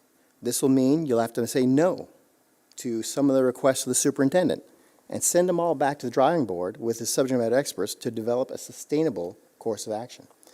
This should be done after effective problem identification and problem-solving steps that would leave the district in a more positive position. It's going to require two things, though, that I haven't seen yet: an open and honest communication with the voters and moving away from some of the groupthink. I appreciate your time. Thank you. Okay, the next one I have is Jeffrey McGee.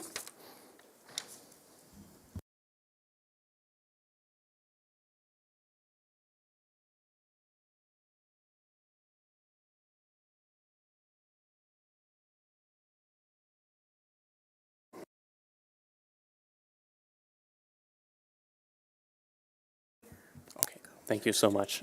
I apologize for that.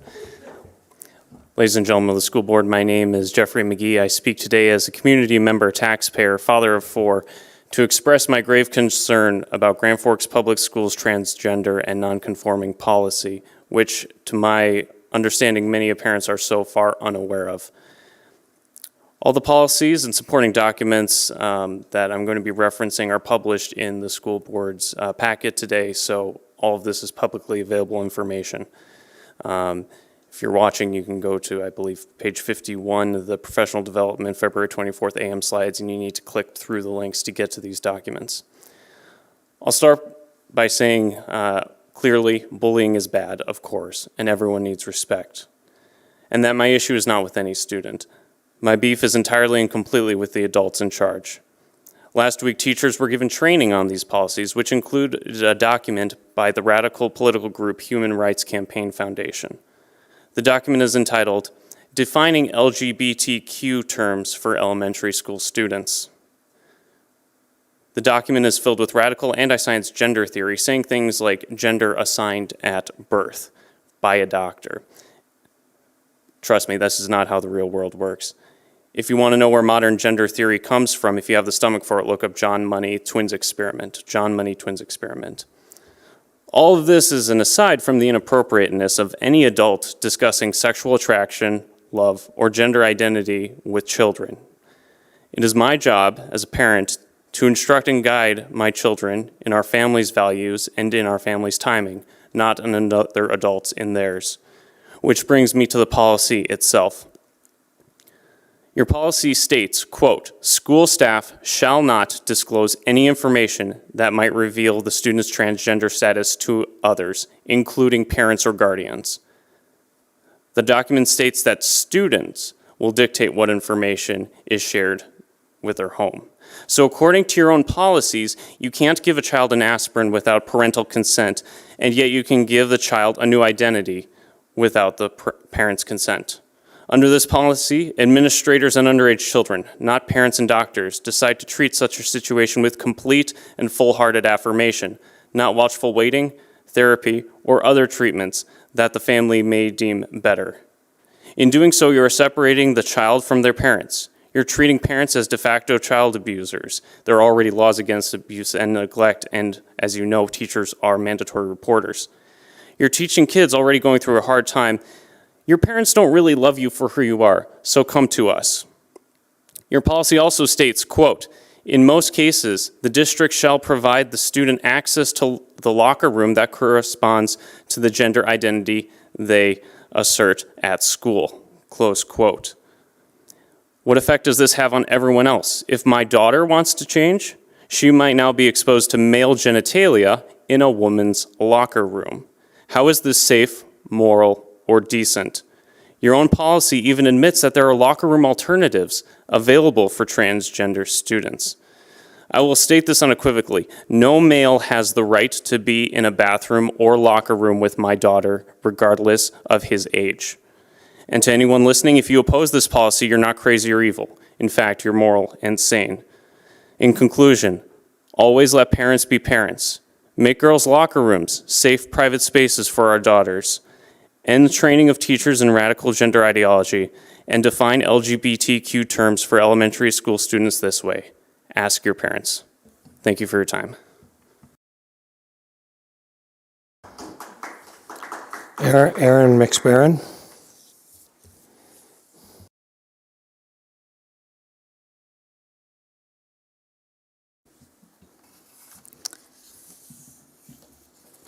I hope you were listening, Dr. Lewis. So as I look around the room, Please be respectful. That was not respectful, so please be respectful. well, okay. As I look around the room, I can't help but notice a change for the need for masks and lockdown measures, even though the science hasn't changed, unless you're talking about political science. I feel like our response to this virus has been like the story of Henny Penny, the sky is falling. Do you know the story? The hen thinks that the sky is falling because something lands on her head. She runs around the town, getting everyone else excited, and their fear is contagious. They start wearing pots or holding stools over their head to protect themselves from the invisible danger. Questions weren't asked, proof wasn't found, and everyone was expected to buy in. Do you see the connection? Except instead of Henny Penny in the sky, it has been a fear about a virus that for kids is barely a cold, and though we knew that from the beginning, we acted like they were at grave risk. Despite offers for different information, videos about the ineffectiveness of masks by actual experts, and examples of other schools, states, and countries not following these measures, you kept up the ruse that the sky was falling. You see, we didn't elect the CDC, the NIH, or the Grand Forks Public Health. We elected you. We expected you to listen, but you just kept saying that the sky was falling and ignored the evidence to the contrary. You have caused mental, physical, and educational damage with your policies of locking down, isolating, and quarantining. Or you try to say that you were following the science and the recommendations, but the Smart Restart Committee has not had any input from the mental health coordinator since at least August. According to the minutes, you have been following guidance from people who don't know or don't care to know the effects of their recommendations on the kids and teachers, and have made decisions out of fear of the sky falling, not because of truth. Your own policy, 8509, says that this is the reason you have public comment time in your meetings. This time right here. Let me read part of number 3 of that policy. To minimize the possibility of the boards making ill-advised, illegal, or improper rulings due to hasty action in the absence of adequate information and study. Yet you haven't listened to a word we've said regarding the harms of the lockdowns or the risks of the vaccines. Your policy has been, in order for kids to avoid getting a cold, that they cover their faces, isolate, and inject themselves with poison that is all risk and no benefit in order to be safe. Isn't this proof that you are making improper and hasty actions without adequate information? If it isn't, I don't know what is. The story that I referenced usually ends with everyone realizing that Henny Penny never actually had anything to worry about since it was only an acorn and not the sky. The childhood story is supposed to teach children a lesson, not to make decisions out of fear, but to find out the truth. When are the people that we elected and the ones we pay to help make these decisions going to realize and apologize for the damage of insisting that the sky was falling when it was only an acorn? I hope that you will take this challenge to heart and promise to never again follow the mandates and rules that got us to this point, where you ignored the obvious damage to the children you were supposed to protect. Thank you. Let's move on to item 6, Superintendent's recommendations for discussion. A is review of school board norms on electronic page 48. Bill. Yeah, be prepared, be on time, value and respect each other, exercise thoughtful deliberation and conversation, be professional at the board table when visiting with the general public, speak up when the norms are not being followed, advocate on behalf of students, and keep the community in mind. Thank you. Let's move on to item B, which is board education. It's an electronic packet, pages 49 through 64, and it's, I believe, Dr. Lewis and Ms. Glatch, or just Dr. Lewis? Both of you? Both of us. Both. Thank you. Thank you. I'll All right. turn it over to you. Thank you so much. Good evening, board members. Tonight, we will give a recap of our professional development that we were able to have with our staff last week on Thursday, the 24th and the 25th. You'll see on our slide, we start with a beautiful bridge of really bridging access, opportunity, and belonging with high reliability schools. As you can see here, this is just the flyer that was designed by Amy Barch and sent out to our staff that just really went over not only the logistics of the day, but what each component of the day would have. We were very fortunate that we had some of our sites join us in Red River Auditorium, and some of us join virtually, with the exception of just a little bit of scratching in the first a little bit on my microphone. Everything went really well with having both that virtual and in-person, so the hybrid worked really, really well to ensure that we had good spacing and opportunities also for discussion. The next slide you'll see is the link to what Thursday morning slides looked like, and we can buzz through those here pretty quickly. A lot of the information that you're seeing here, board members, is not new information to you. This was also not new information to our administrators, as well, as we have been presenting this in our annual report and also in different professional development sessions. So you'll see here, our goals were really to learn more about our data by student group, develop a deeper understanding at each of our sites by student group, understanding that importance of access, opportunity, and belonging, and learning about our GFPS transgender and non-conforming policy and procedure. Here is a graphic that talks about why some of us feel uncomfortable with talking about race. Sometimes it's the elephant in the room. And when we do professional development, we want to make sure that everyone feels that they have a place in that space, and to understand the importance of really knowing that we all enter that space differently and how we feel. So that's how we started the morning, is talking through that. Then these are statistics that are not new to folks in this room, with our student enrollment, our graduation rates. Then we went through our students served on an IEP, chronically absent, our suspension data, our advanced placement representation by student group, our dual credit, as well as our enriched courses. Then this is a tool that was used as a processing tool with our staff in both the AM session and the PM session as well. Then we moved into our academic data. Throughout this time was built-in discussion time, processing time, as well as some anecdotes and examples to help make the work feel meaningful, as well as sometimes just having a little bit of laughter or stress relief as well. These, again, are all contained in our annual report presentation and a former board education time. Then again, having that time with our compass as a discussion tool. Then we moved into our transgender and gender nonconforming policy and procedure.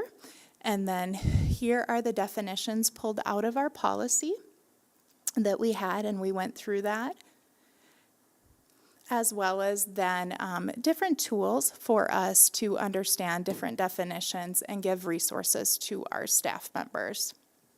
And then this was just a capture sheet.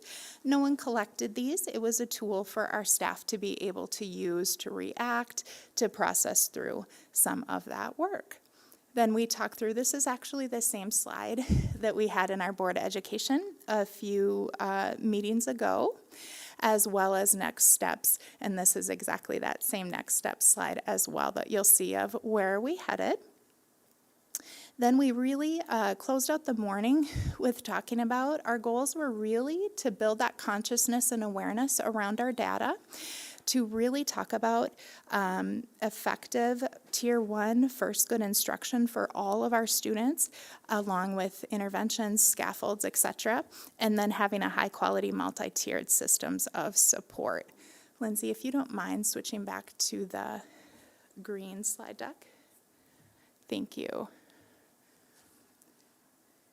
Okay, and then these are the key messages again that I went through in the other slide deck here. These are samples. What you'll notice here, we've taken out the identifying information in the slides, but you'll see, Lindsay, if you don't mind opening the elementary sample, it essentially mirrors what the morning PD was with the data, but the powerful piece here is it talks about the data from that individual site. And then they're able to see what was that looking like in the morning, and then what is that with particular with our site. And then throughout the afternoon, this session was led by our principals and building admin, and then lots of time to debrief not only the morning, but then to talk with one another in the afternoon. So Lindsay, I'll have you just exit out of this, and now I will turn it over to Ms. Galach to talk about the 25th.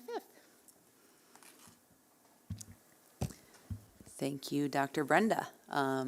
So the following day was, as Brenda described, the day to build the bridge between high reliability schools work and our new lens through which to view it, which has come to us compliments of Dr. Lewis and her work.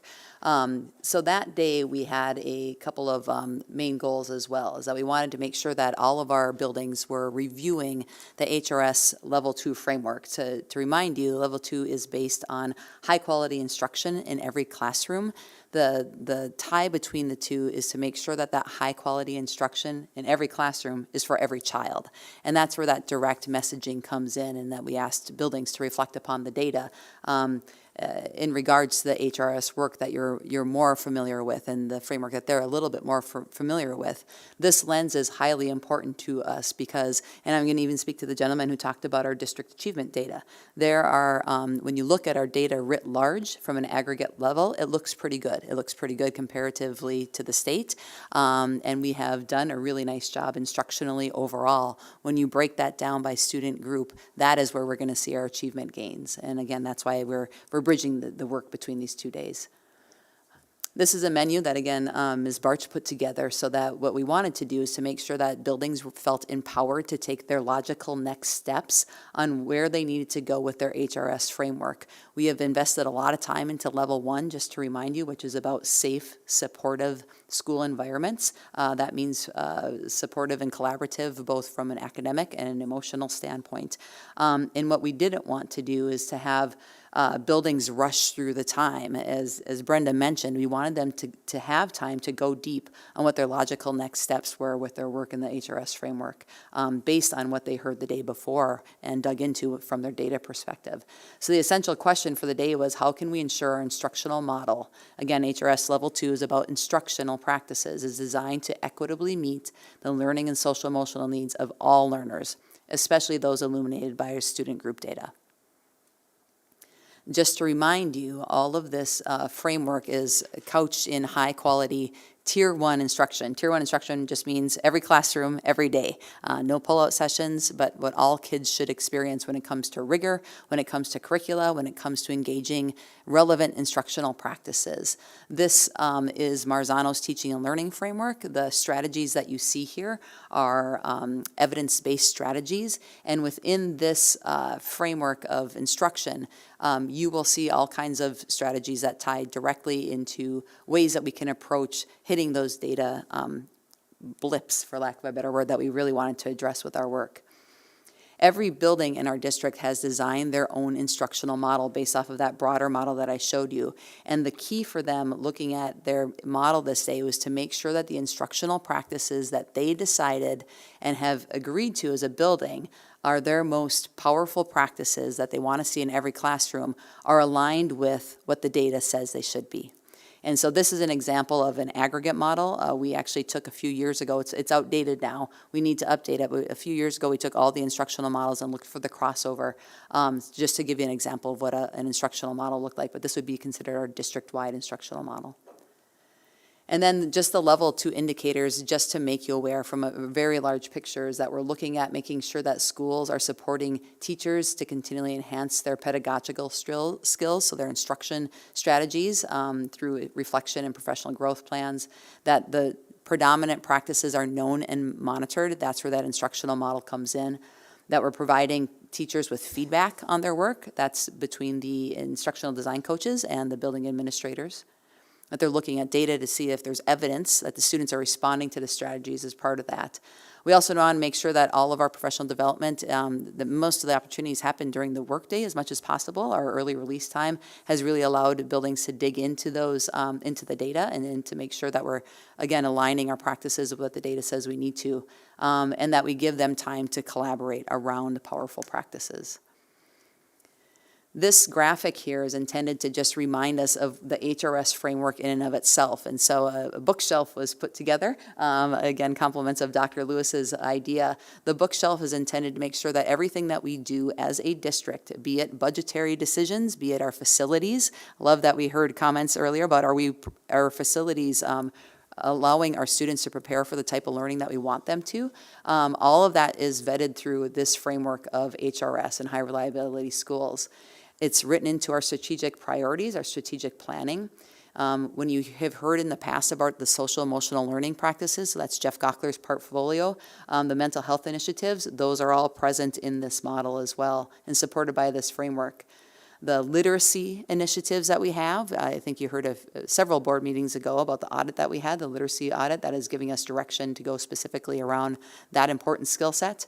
And our multi-tiered support system. So how do we respond when students are not performing up to level? How do we support them both socially, emotionally, and academically? And how do we challenge kids who might already be there in their learning and show evidence that they're ready for more? And then the diversity and equity work. Really what we want to make sure is that that work, that lens is what we look at when we're viewing multi-tiered support systems, our literacy efforts, our social emotional, are they working for all kids? That's why that bottom bookshelf there is illustrated the way that it is because that is the work that is supporting all of the above. That was a very quick rambling on of a very high-level view of what our professional development practices were on the 24th and 25th, and I think both Dr. Lewis and I are here to entertain any questions. I would agree it's very quick. I would not say it was rambling on, but it was very quick. So, questions, board? Go ahead.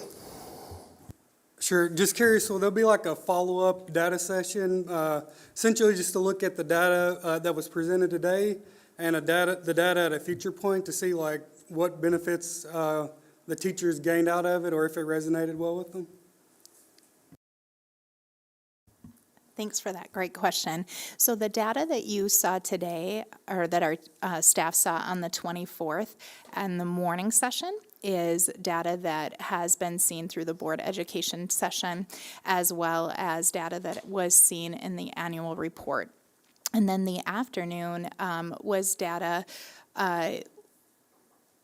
components of that. It was not the first time our staff were seeing that at the building, and other components it was their first time. So as we continue with our HRS work and to deepen our DEIB work, exactly what you said, really looking at what is that progress, what does that look like over time, where are we seeing that gap elimination among our student groups. So very good point.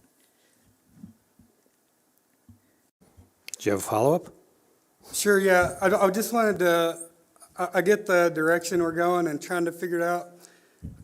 At the State School Board Convention, there was one that, it was almost like a partnership that they had, and really just getting to the roots of the factors, and I'm sure that's what we're doing here, but what they had identified was like some subsets had socioeconomic, like home situations, and they had a good partnership program that got essentially help in the home that gave them a little bit more help to meet those metrics. So we can consider something like that.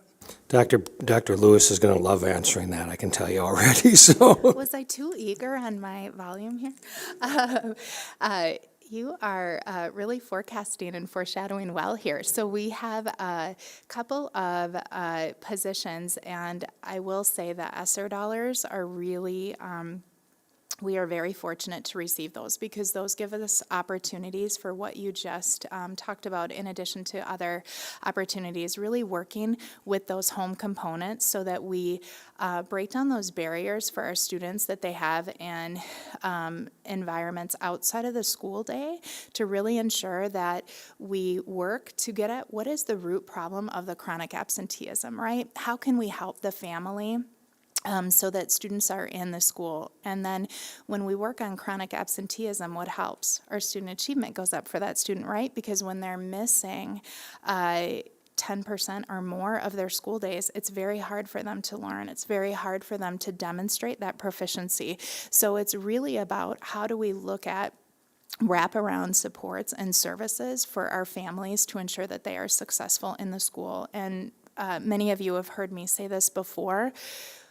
We are really, as educators, we have the absolute privilege and opportunity to really change the trajectory of our students when they come in from the environments that you have shared about where maybe there hasn't been family members that have completed high school, or economics is a significant issue, or other factors, really for us to wrap those families in the support to ensure students are successful and change the trajectory. Thanks. Thank you. Other clarifying questions? Go ahead, Cynthia, or comments? Yeah, I have a few comments, thanks. So first of all, I just want to say, I haven't ever gotten a call before at home about a professional development day, and I received a call this weekend of compliment to Dr. Lewis for her presentation on Thursday, and so that was really kind of a nice call on Sunday afternoon, right? But I do have some questions based on some of the conversation that happened as a result of that call. And then I did a little bit of follow-up with some other people because I don't like to base it on just, just a few people. So one is related to what I do for the board, which is policy review committee. And so the question was, how do we communicate those policies out? And I don't really know that. So the comment was, it was the first time that the teachers in that particular school, and I'm not going to identify schools, had heard of the transgender and gender nonconforming students policy. And so, as chair of the policy committee, I should be able to say how teachers and staff are to learn of those policies, so I didn't know. So that's one question. I have a number of questions. Yeah, and I can respond. It's a great question. So typically policies, and if you think back to not so long ago, we looked at policies kind of one by one, and we really know that we needed to dust up and dust off our policies, and so we've been doing them kind of en masse right now. We have a lot of catch up to do on an awful lot of policies, quite honestly, to make sure that our staff are aware of them. A lot of that happens at the back to school workshop typically. We're working with, Ms. Stad said that we have intentions to put together some just kind of screencasts so we don't have to spend a lot of time, but to inform our teachers of those policies. The reason that this particular policy was brought forward as part of a training is because we have had a need to make sure that we're illuminating the practices that we want that are respectful to our kids that are in front of us right now. And there have been several times throughout the course of the last couple of years that we have been called about how do we manage this delicate situation? What is our district stance on this and that sort of thing? So since this policy was recently adopted, we decided to fast forward that and aligns directly with our diversity and equity work. We have an awful lot of data that shows, not just in Grand Forks, but nationwide, that I'll use the word persecuted, the most highly persecuted group of kids typically fall under our GLBTQ populations. And we want to make sure that all means all, that we're creating safe spaces for our kids, and that does tie into our policies and practices. Just for clarification, there was no complaint on the policy. In fact, I'm really glad that I answered the way I did, because I told her that as a board, we have decided to go with the North Dakota School Boards Association's policies, and because of that, we have been doing a lot of revamping. So the call was, the person was embarrassed that they weren't aware of the policy. And so then when she asked, I wasn't going to identify gender on this, sorry. So it was really more to learn, you know, the method to get it out. So I think that that's good that we have some plans in place. Because, you know, just the social media policy alone affects teachers a lot.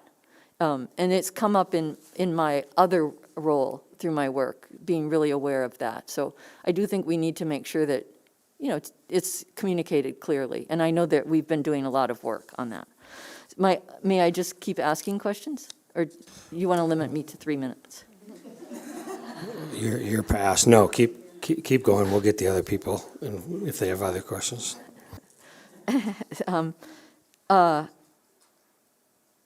The other, I want to try to be focused here.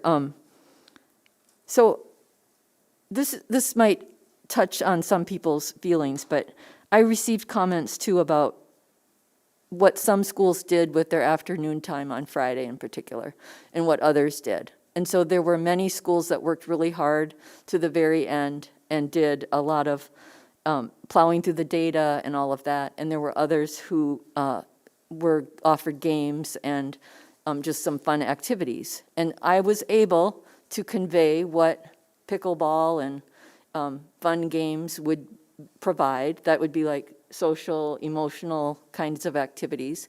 But that doesn't feel real good to somebody who sat until 4, you know, really working hard, digging into data. And so that's kind of just a general comment. And so that became a question for me that I asked Dr. Brenner, and he said it would be brought up tonight, which was, so how were these building principals and administrators advised how to use that afternoon time, I guess? I mean, if games were allowed for all, then maybe we should have communicated that games would have been a really good activity so that people could end on a really high note. Yep, so it's a great question. So one of the slides I rattled through talked about a menu of options for building administrators. And I touched base with not every single administrator, but darn near every single administrator about their plans for the afternoon to see what their next steps were around that high reliability school framework. And it was really, actually I'll use the word awesome, it was awesome to hear the thoughtfulness in their planning and the different approaches, and no building was alike, I will guarantee you that. But every building and every building administrator I talked to had an excellent plan on how to engage their staff around their next steps. There was permission given, and you're right about the social emotional learning part. There was permission given to have a small period of time, like 45 minutes, maybe up to an hour, where staff could just have collegial time together, have some decompression time. If you think about all the things that we just covered, it's pretty heavy work, and it's February, and our teachers are human as well. There should not have been an entire afternoon spent playing games. And the ask for those buildings that wanted to build in some of that time was to make sure that they were explicitly tying in how we need to allow space for our students to have some time to breathe during a classroom session as well. Take 5 minutes to ground yourselves, to connect with kids, to build that relationship, to try to tie that into our social emotional learning goals. So I don't know if that answered your question. I hope it did. But if you have concerns beyond that, I appreciate hearing about them offline, absolutely, so I can follow up accordingly. Sure, I think that I can definitely do that. You know, the other thing about this is the timing of the professional development days for the elementary teachers in particular was, I think, a little bit challenging because they had report cards, and I was reminded that report cards are rubrics and a lot more to that than just, I don't know how to explain it all on a report card right now. Sorry, I had that written down, I didn't bring it along. And so they had their report cards were due, they're having conferences this week, and so it just, maybe the timing of it for some elementary teachers was such that it was pretty heavy. It was a heavy day, 2 days, and then they have a heavy week. And we all have been through what we've been through, so you're right. People are tired and need breaks and need fun and laughter and, you know, that kind of thing. So I just guess, I'll talk to you, you know, later, but I think we should be thinking about when is the timing good for professional development for all of our teachers, because we don't want to make them more burdened, You know what I mean? Yeah, and I appreciate that. I want to remind you that our calendar is built by a calendar committee that has a high degree of elementary representation on it, and it is tough to find a perfect calendar, that's for sure, but I can bring that feedback back to that team as well. Thank you. Are you still rolling? Okay, Chris. Thank you, Mr. President. Just a comment, again, this isn't directed in a form to you, Ms. Shab. If a teacher, a member of the community contacts you, that's certainly their ability. However, I think if a teacher contacts you, they're not following the proper chain of command. They should be speaking with their building administrator and working that route. To come to the school board, I think they're circumventing the proper channels. People are empowered to do certain tasks, and I think what we should do is allow them to do those, to make those decisions. Again, you didn't do any wrong, but I think what I'm doing is I'm speaking to people saying, follow your chain of command, do it right. Thank you. Any other clarifying questions, thoughts, comments? Let me, hang on. I don't see any hands. Go ahead. So one of the things too, Catherine, was when I was looking through the slides, actually I had some of the same questions about the high reliability schools. And I don't know if I can pull that up, but are teachers evaluated on their students' level of proficiency? Teachers are evaluated on how students respond to their instructional strategies. So gone are the days where a building principal goes in and watches Evan or Alicia teach and just is, oh, they're wonderful and they're energetic and they delivered this beautiful lesson. We're looking for the evidence in how the students respond.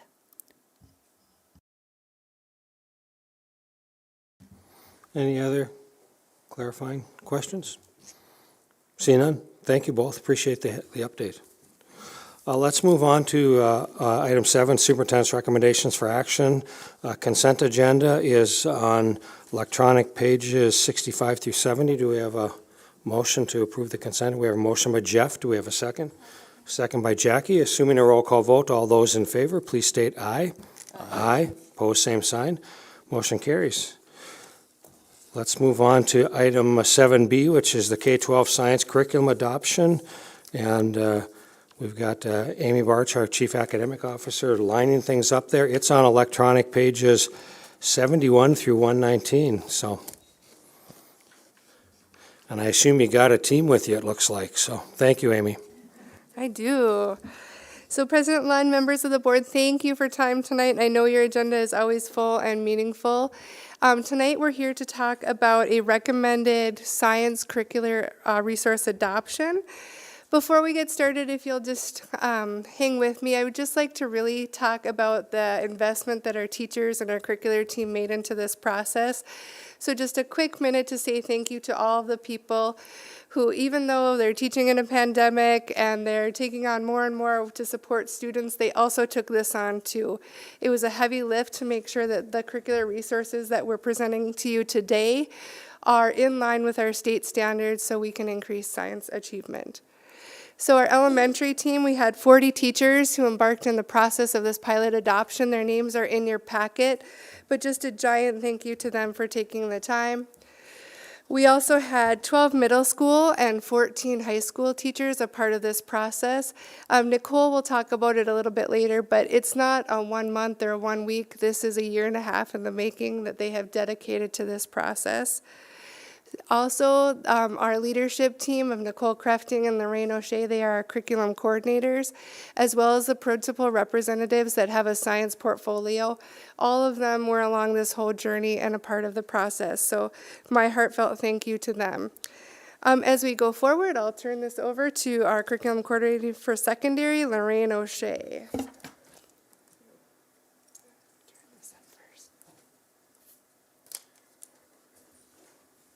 Thank you, Amy. And thank you all for allowing me to talk a little bit about our new science standards, a topic really dear to my heart as a former science teacher. Our new science standards are based on, were adopted in 2019, and they're based on the next generation science standards. They're very different from our old standards. The content, what students learn, is very similar, but the process in which students learn that content is different. Let me go through talk a little bit about the different parts of the new science standards. The disciplinary core ideas, the first part, is really the content. The science and engineering practices, the second part of the standards, are really the doing of science. And that is a big part of what's different, the process. In the past, we taught things like the scientific method, probably the very first chapter of the year, and then we didn't really go through it explicitly the rest of the year. I mean, students did experiments and those kinds of things, but the process was not explicit. The new science standards really take into account that process. It's infused throughout the year. It's also part of the performance assessments, which is how we assess student learning. The last part is the cross-cutting concepts, which link together all the disciplines of science: life science, physical science, earth science. Things like cause and effect are taught explicitly here. Okay. This is a little video that will help deepen your understanding of the new science standards.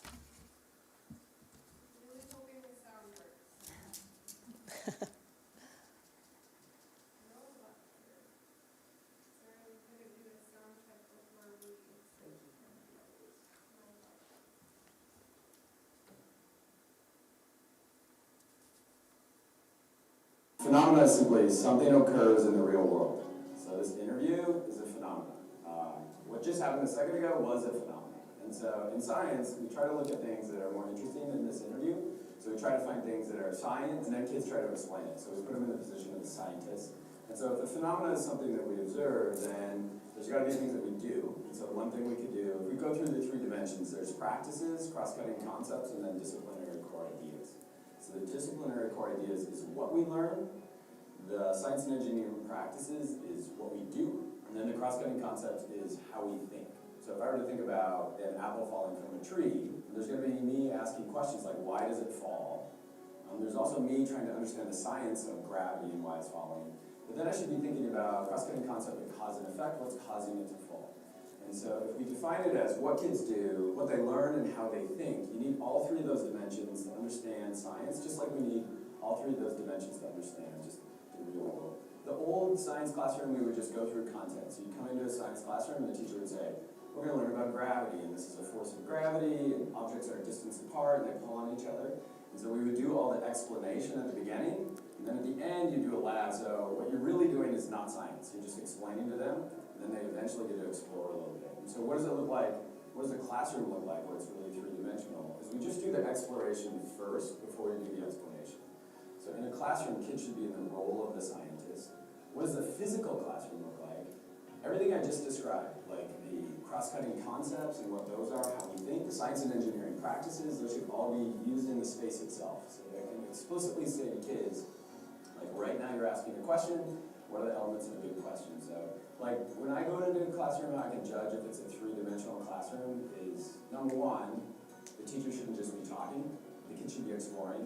And what I do when I go into the classroom is I go immediately to a kid and just say, what are you trying to figure out today? And if they can tell me that, then it's probably three-dimensional. If they're like, learning about gravity, then they're probably not doing three dimensions. The greatest impact I've seen it is at the elementary, and that's an area where a lot of the time we don't get science going on. But those kids who are kindergartners or grade 1, they lived in the natural world for 5 years, and so they have a fundamental understanding of the natural world. And if you remember what a kindergartner was like all that happens with the kindergartner is just wonder flies out of their head. And they understand science just as well as we do.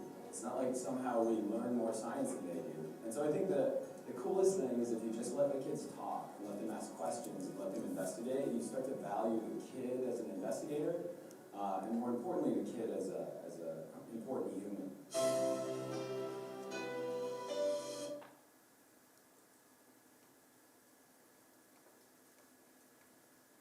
I'm going to hand it over to Nicole, and she's going to explain the process a little bit. Lorraine's a little taller, so I need to adjust this here. First of all, thank you for allowing us to bring this proposal here tonight. My name is Nicole Crefting. I'm the Elementary Curriculum Coordinator. This is my 30th year with Grand Forks Public Schools, so I've been through a few cycles of different curricular adoptions. And it's really exciting to be on this side of it.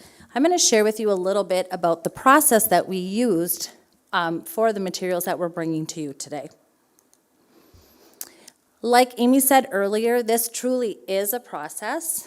The actual first step, that research and evaluation, started in the spring of 2020. So 2 years ago this spring, a team was put together to start to look at the materials that were out there and available for a curriculum resource adoption. That team was composed of teachers, of our curriculum team, and some administrators as a steering committee, and that's where we decided what materials would be worthy of a full-scale pilot for us to look at for an adoption. You can see a lot of different names up here. These were the different resources that we actually selected to pilot. So when we go through this process, it is not that you just pick one or two and take a quick look at them. It's a deep review, a deep digging into what these have available. The variety of ones that you see up here are all different resources that we did go through a formal pilot with.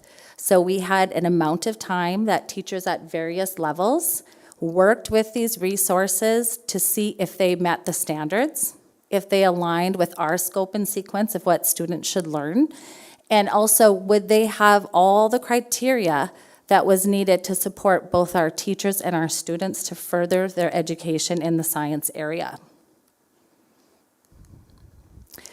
Once we've done that review and we've selected those resources, our teams are piloting, and that's where you can see up here the criteria that I was talking about. We looked at these programs and materials with a very clear lens. There were 5 different overall areas that we dug into. The first one says research and review. Is it research-based? Does it align to our North Dakota state standards? What does the student experience look like? What is the optimal student engagement, and does it provide the support to move them forward in their learning? The teacher materials, do they support both that core content area as well as the differentiation that our students would need? Does this material have an accurate representation of all people? Is it an anti-bias curriculum resource? And then also with our assessment, does it have multiple forms, both formal and informal, that will help us know what our students are learning and what steps we need as a teacher to take them to the next level? Looking at all those different criteria, then we formed an overall score, and that was one of the things we used when we based our decision that we're bringing you today. So our teachers and our vendors filled out what we call a curriculum adoption resource form. You'll see some examples of what that looked like up here, and it's long. It took them a lot of times. They met as teams, and all throughout the adoption process, they were collecting evidence that proved or showed how these resources met the 5 criteria that I just showed you. These are just some examples. I think it's about 6 pages long with a lot of written content, so it wasn't something that they took lightly. It was something that they really did develop over the course of their time with that resource. So the exciting part is what we're doing today. After all this work and all this time, we are coming to you with a proposal of the recommended resources for adoption, a K through 12 adoption, which I don't think I can really remember in the 30 years that I've been here, that we've looked at a total adoption through all of our grade levels at one time. So this part's really exciting. So our elementary team is bringing to you the FOSS curriculum resource for a formal adoption, K through 6, excuse me. Another exciting thing is that our 6th grade pilot teachers were thrilled with what they saw from their students with this FOSS resource. It provided an excellent bridge for our 5th grade students moving into middle school, having something that they felt secure in when they took that big jump to a whole new building and a whole different way of learning. We have just a quick little video that shows you FOSS, their side of what their resources look like in this FOSS Next Generation edition that we're recommending.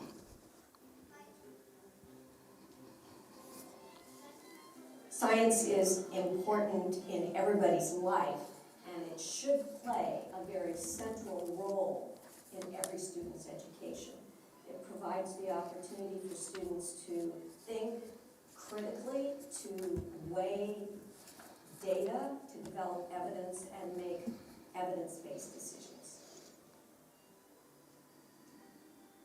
Learning science is getting into the robust nature of how the natural world is organized and operates. And so that takes a completely different kind of cognitive engagement than simply remembering the answers to questions. FOSS stands for the Full Option Science System. FOSS is a curriculum development and research project here at the Lawrence Hall of Science. It's an ongoing project, but it's also a product, a national product, a comprehensive K-8 science program.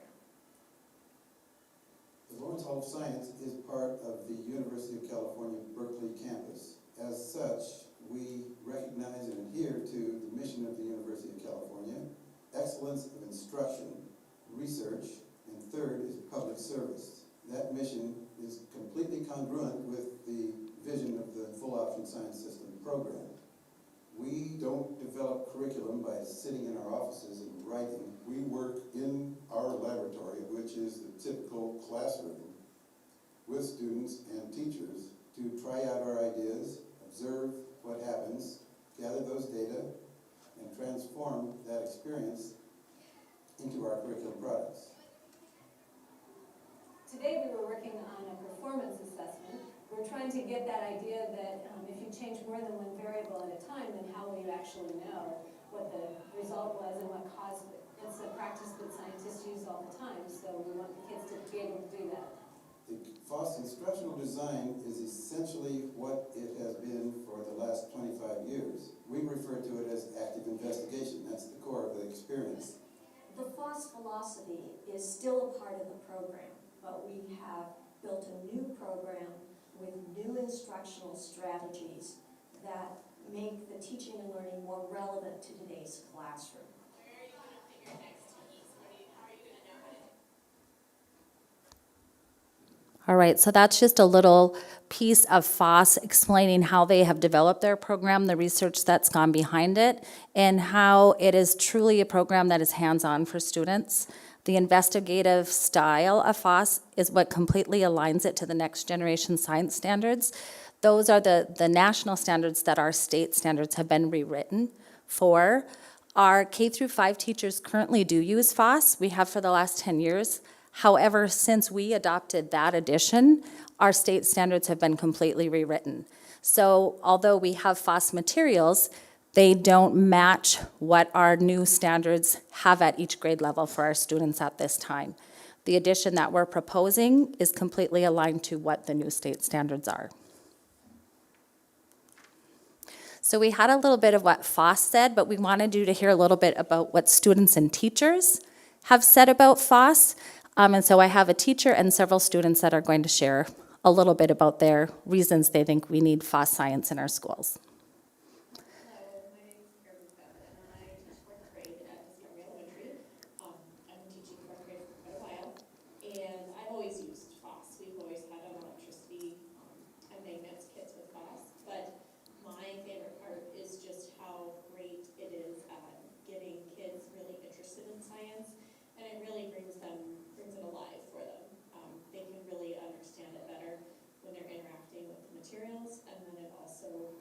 The new FOSS also really connects with all of the NGSS science standards that we really haven't had anything to help us teach yet.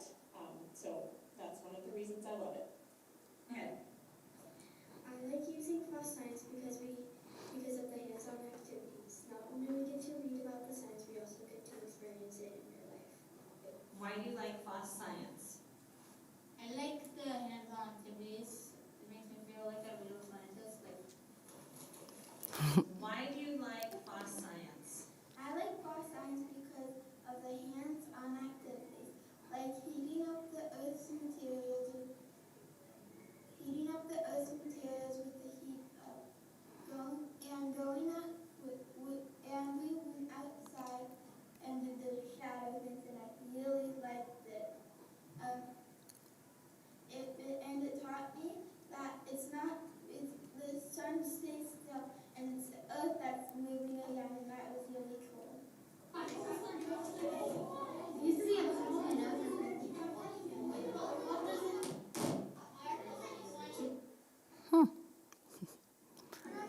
we go.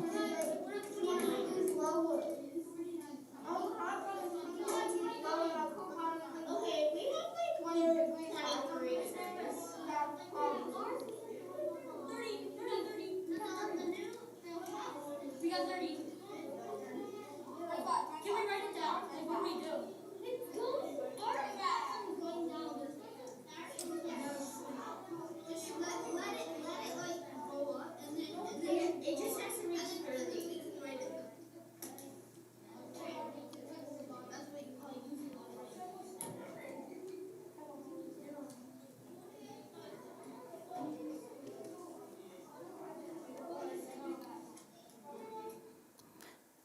I think that video is the perfect example of students being the scientists where they're not getting the information, they're finding out the information. So they're learning the science standards in that process where it's through discovery, but also proving what they do. They have to form hypothesis and then prove using claims, evidence, and reasoning that their hypothesis is correct. So now, I'm going to pass it back to Lorraine.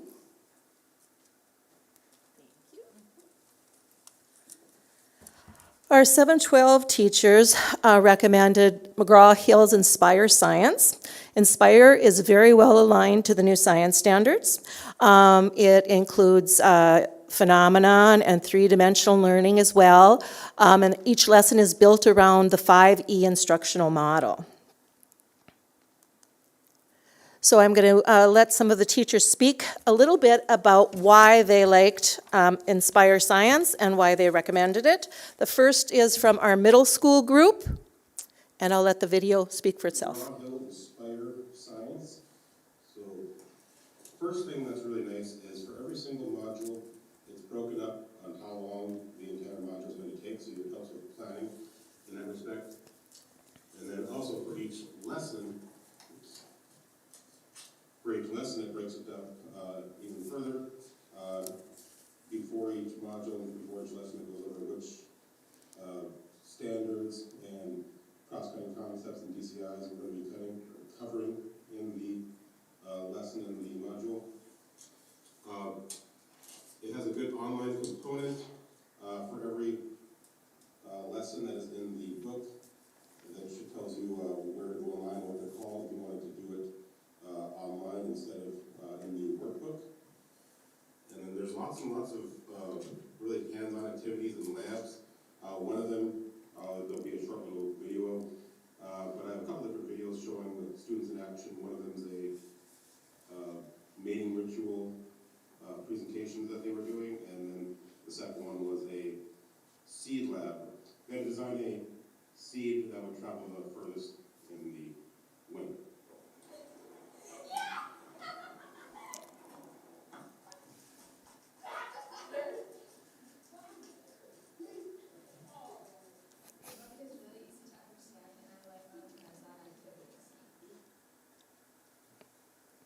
I love that mating ritual lab. It's very funny. First time we saw it, we had a very good laugh. Now I'd like to introduce you to two of our high school teachers who will give you their perspectives on McGraw-Hill. Travis Martin is from Red River, and Jamie Lee Morissette is from Central.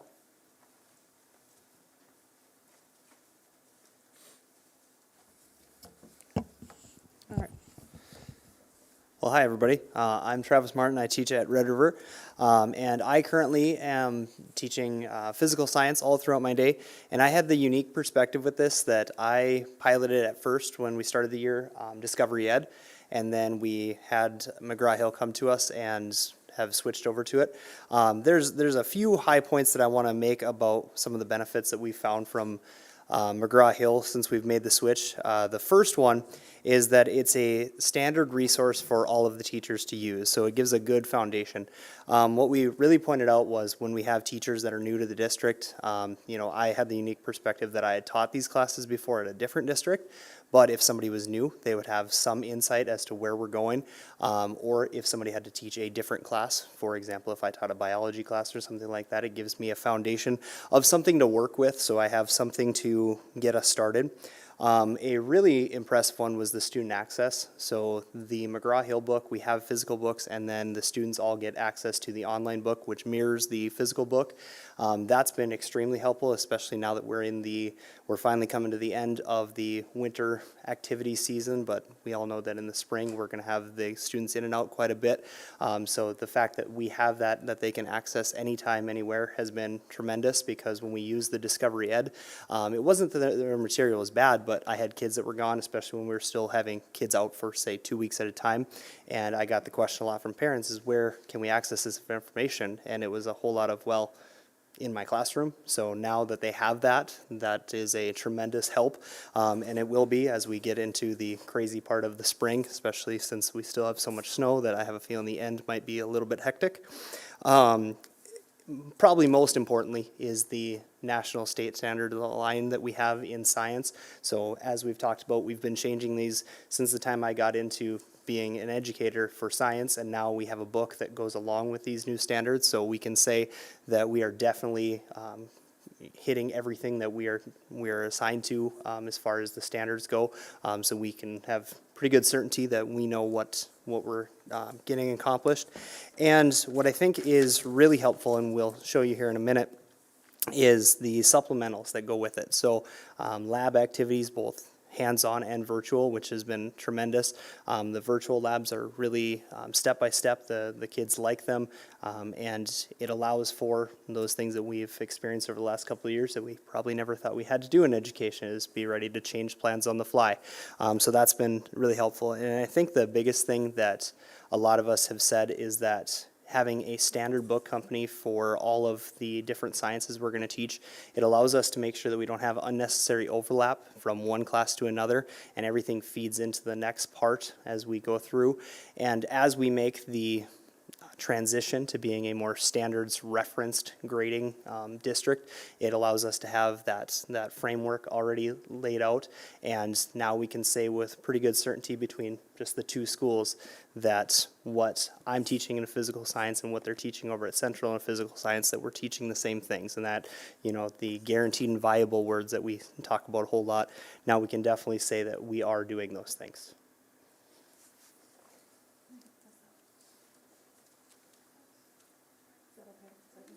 Example.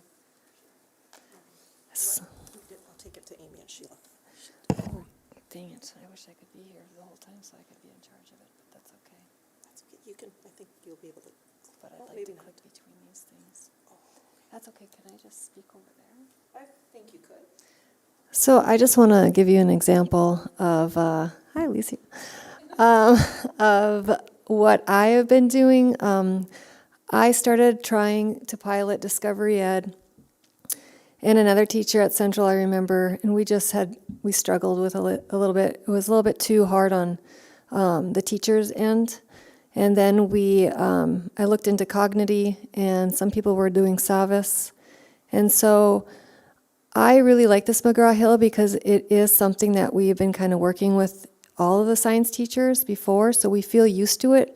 We can take what we have learned from the past and what works, and then bring in what McGraw-Hill is doing that's NGSS related and high reliability schools for the second step using proficiency scales. Here's just an example of one of my students today. We're working with that claim evidence reasoning. The bold words are some of the words that we've been working with, because that's one of our step one, is get the vocab down, and then actually be able to put what we had learned from our labs and activities and what we had learned in the book, because I want them to kind of read a little bit more. I feel like we've been getting away from textbook, but I am incorporating the book into the class and making them read off and on because, I mean, if you don't know how to read, you're going to struggle with school in general. But this is just an example, if you really want to quickly just look at it, what a student wrote today. And this is what we've been working on this week.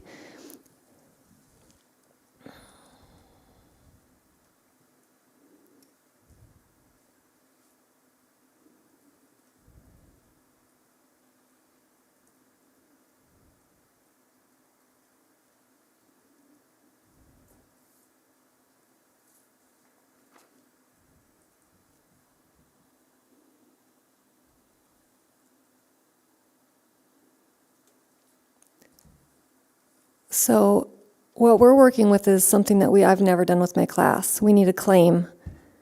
Second, I want them to know how to explain reasons just like in a debate, but they need evidence behind it. So that's why we did the labs and had learning the content. But before we even did this, this was the end result. We had established what the phenomenon was. So I started working with phenomenon-based learning, and I'll show you a quick slide on that in just a little bit. There's one of those tabs. This is the phenomenon question of this module. To me, it's like a chapter to this module. So not that one. I'll show you. That's our next one.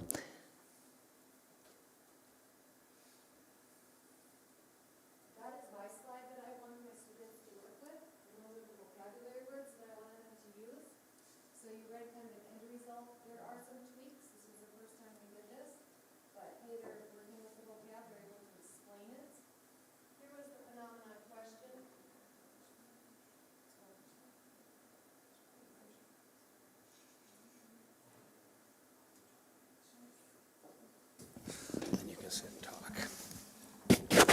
Come sit, yeah. This is wonderful. So here is our module question that we started with, is why does a balloon crumple and shrink when liquid nitrogen is poured on it? We add these questions here that we had when we just asked questions in class, and if there was any other questions that students had, they added them to their own board. Then here's our summary board, and this goes with the book. So I was trying to do what the book was telling me to try do. And this is how I did it in my own brain as a teacher. Other teachers can do different things. So our left side is the activity. Those were in lab. And then they gained evidence. That's what they had found. And then there's reasons behind it, and this is what we talked about. This is content in the book and just being able to go through even worksheets. People don't like saying worksheets, but I do them. I want them to get better at vocabulary. And then how does it connect to the phenomenon? And those are just a couple examples of labs that we did. And here's just another couple examples of a couple more labs, sorry. Trying to get used to this. There's the can crush, that's what she was talking about. And then I just added pictures just so students remembered what they did. Okay, there's can crush and the balloon going back in. So what the main idea is, we go into the Clever right here. They have their digital book. They log in. They encounter this phenomenon, and if I showed you the video, it was liquid nitrogen pouring on a balloon but separating oxygen from nitrogen by using phase changes. And it was pretty kind of cool. So this would have been the first thing that we talked about, and they were like, whoa, what is that? Then we answer the phenomenon question and make ideas of what they had thought. Then we go into labs. Then we go into the book, get that vocabulary down, and then finally you found the final result of this claim evidence reasoning with one of the students, what they had formed. And that's where I can give them like a 1, 2, 3, or 4 to see if they're able to explain it and show me what they're able to do with the standard itself. Just wanted to show you what I'm doing in my class. So, thank you.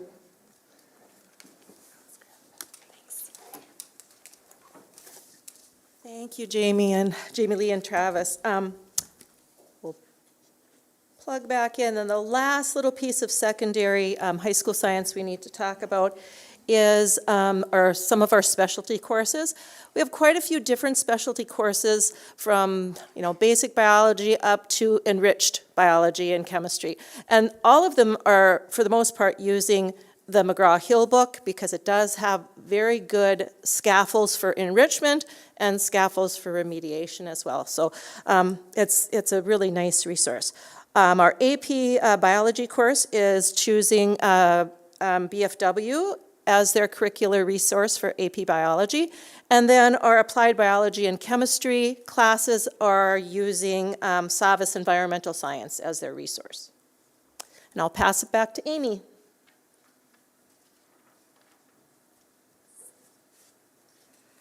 Okay, so if you look on your electronic board packet on page 71, you see a breakdown of the cost for each of these curricular resources.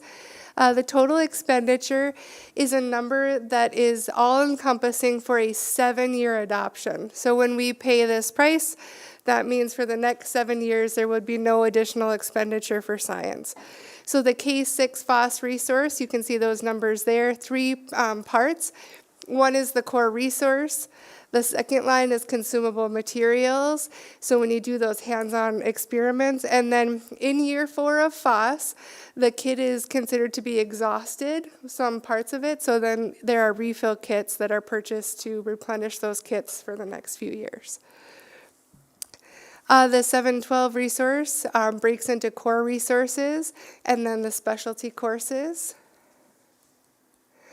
And then the total adoption price at 1.548. I broke it down. Sometimes that number to me in the world I live in is large and kind of scary.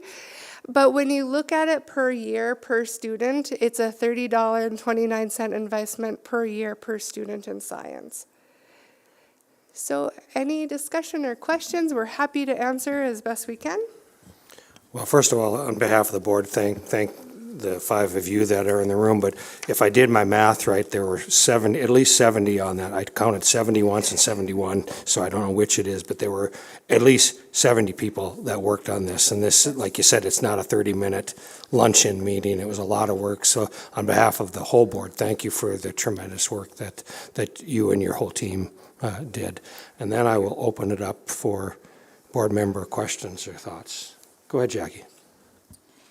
I want to echo that. Thank you so much to everyone who works on this. And I think it's a perfect example of how teachers do a lot more than just from 8 to 4 or whatever it is. I know that this is just one of many committees that teachers are putting input on and really digging into their education and presenting it in a way that is so meaningful. This is the base of everything that we do as a district, is curriculum.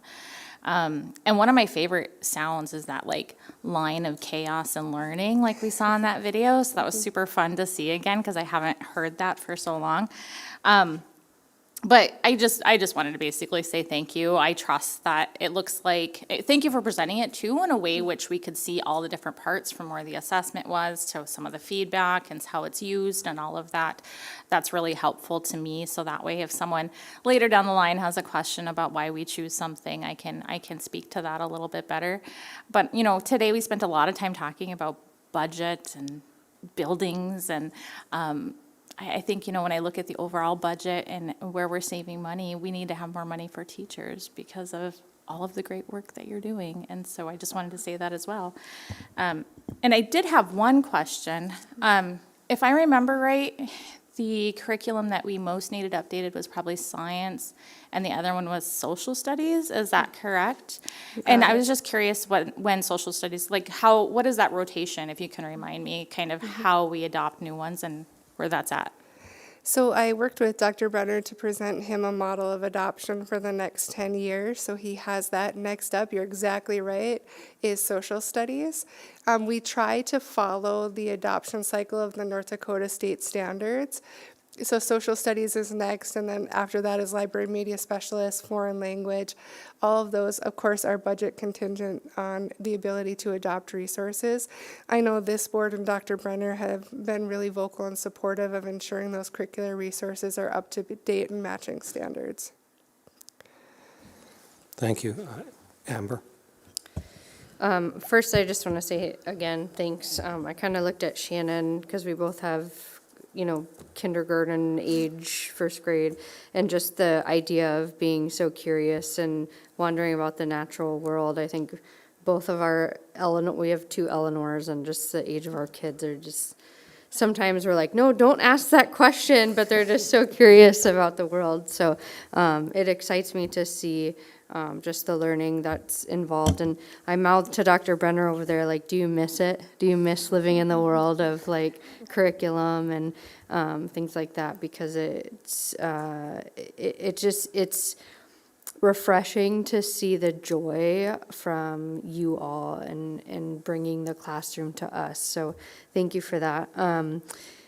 Jackie, the curriculum adoption is in the draft of the forum, so I did find that, and I specifically noted this because I am 100% fully supportive of this moving forward, but I noticed in 2024, 2025, we have 1, 2, 3, 4 slated to hit. And so I think outside of this conversation, and maybe this is sort of like a board for future consideration, is I'd like to hear more about curriculum adoption more frequently and more updates. I think it's exciting. It's really nice to see this review of curriculum adoption, but when you have like a large chunk of 4 at a time, you look at that price cost and then you're like, is it times 4? And then you start to think about, as we're looking at budgets and forecasting and things like that, is that large chunk going to be a similar price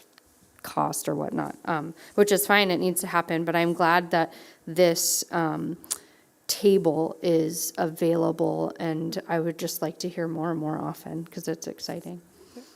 Great point. The one little tidbit I'll give you, maybe a sneak peek, is that generally when we group content areas like that, they're smaller in nature and the adoption is less, and that's why they're grouped. Okay. Our bigs are our cores, right? Science, social studies, math, ELA tend to be bigger adoptions. Music, foreign language tend to be smaller just because not every student takes those courses all the time. Amber, at 64, you can still be curious about your world, I hate to tell you. So, other questions or comments, Shannon? Yeah, it was funny, Amber and I looked at each other at the same part in this because I think we both have very curious girls, and I was a very proud mom when my daughter got not the superlative as the class clown in kindergarten, but was the future scientist. So I was super proud of her for that, and I work with lots of scientists. I'm sort of a wannabe scientist in my career, but I really liked in the curriculum, the FOSS in particular. I think they talked about the critical thinking aspect of science curriculum, and it seems like this, it's a big price tag, but that critical thinking element plays out in every other aspect of education. So if you nail it in science and you engage them on that and force those thinkers and identify the assumptions and how to do cause effect, I mean, that's going to play out in every other aspect of education. So understanding it's a big price tag, I don't know how you can say no to something so important. Are there clarifying questions from board members? Cynthia? I had a question about community high school. Do they use the curriculum? I know that it's more student-based, but they both mentioned Red River and Central, which I'm not saying that you don't, so I thought I'd just clarify that. Right, so the curriculum is truly the North Dakota state standard, so all 3 of our high schools use that same curriculum. And these curriculum resources that are used to execute that, they are also used at community as the teachers deem them appropriate. Last comment would be, I wonder, I noticed that you knew one of the teachers, so maybe have you piloted this in your classroom so you could be firsthand experience and not a video? I actually had her freshman year, and then I also had Mr. Saylor when I was in 7th grade at Schrader. And I know, I don't know if I've used these exact platforms, but I know both of those teachers were really good with hands-on learning, which really helped me succeed in the science part of the school. Any other questions? I had one just quick one. I noticed Ross goes K-8, and we went K-6, and then we went McGraw-Hill 7 through 12. Is there much of a disconnect between kids who are taught K through 6 on FOSS, and then in 7th they switch to McGraw-Hill, or is it pretty seamless? It's pretty seamless because the standards drive the instruction, but really what the deciding factor was is you have all toured our facilities. Generally, 7th and 8th grade teachers have access to beautiful laboratories where 6th grade teachers do not. The benefit of FOSS is it's a kit. Like you saw in some of the pictures, you probably didn't even notice, but they're giant boxes that look like cow print on it. Those are the FOSS modules, and basically it's a one-stop shop for everything you need outside of living creatures and things that are consumables like apples and pumpkins to execute that science material. So when our 6th grade teachers don't always have that readily available access to labs, they still get to have hands-on experiences. So that was the reason for the pivot. Go ahead, Amber. I just have one more quick question for some of the like secondary grades. Do you put like a English or a math teacher on the curriculum on the team, even though it's a science one, to kind of grade the like cross core, I don't know really how to say it, but just like to know that the science platform is good for the English core standards and the math core standards. How does that work? Not intentionally, maybe a nice idea moving forward. Typically, what we try to ingrain in each of the content areas are those ELA principles. So when you look at some of the cross-cutting concepts that Jamie Lee talked about, it was incorporating like reasonings, claim, evidence all into the science content. So through our CLSD grant, that has been a major focus of our work, is how we intertwine those ELA practices into all content areas. Any other questions? If not, the administrative recommendation is to approve the science adoption costs as listed above. Do we have a motion? So moved. A motion by Mr. Douthit, a second by Jeff. Nicole, when you come back for the next adoption, it's going to be pre-K through 12, okay? So, okay. So we have a motion on the floor. Assuming a roll call vote, all those in favor, please state aye. Aye. Aye. Opposed, same sign. Motion carries. Thank you all. Appreciate it. You're willing to leave or you're willing to stay, whichever you prefer. Let's move on to item 7C, which is general fund financial statement. And Michelle, our business manager, please. Thank you. Thank you, Mr. President. Before you this evening, the financial statements you have are for the period of July 1st, 2021 through January of 2022.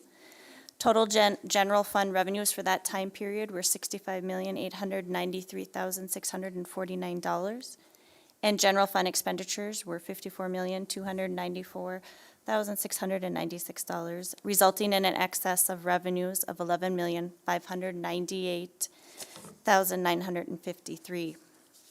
If we flip to the next page in your slide, page 121, we will see that total revenues year-to-date are at 58.3% of our budgeted balance, and expenditures are at 47.7% of total annual budgeted expenditures. Next slide I want to cover is on page 124, where it's the high-level revenues and expenditures. Year-to-date, we're 5.6% over actual revenues from last year, and we're trailing 4.3% behind last year's actual expenditures. Some things I just wanted to point out specifically about the revenues. State sources are showing currently that we're 12.8% ahead of last year. That's just due to the February foundation aid payment came early, and we actually received it at the end of January, so that's misleading. So we would be targeting closer to the expected budget growth had that not happened. So next year it'll start to come on track more to what we expected. Federal sources. We're showing a pretty big, significant decrease of 40%. There are some changes this year that were made to how we have to report title funds. And originally DPI was coming out and telling us, let me back up and say what the changes were. We now have to report carryover dollars separately from the current year dollars that were being awarded. And originally DPI was coming out and telling us that we had to spend all of our previous carryover dollars before we could make any claims on the current year dollar. Well, they have since come out again and said, no, you don't have to do that. And so we have just actually submitted over $2 million in grant reimbursements that would have put us more on track comparable to last year, that we're just waiting on for final approvals and to be reimbursed for that. So I just want to point that out.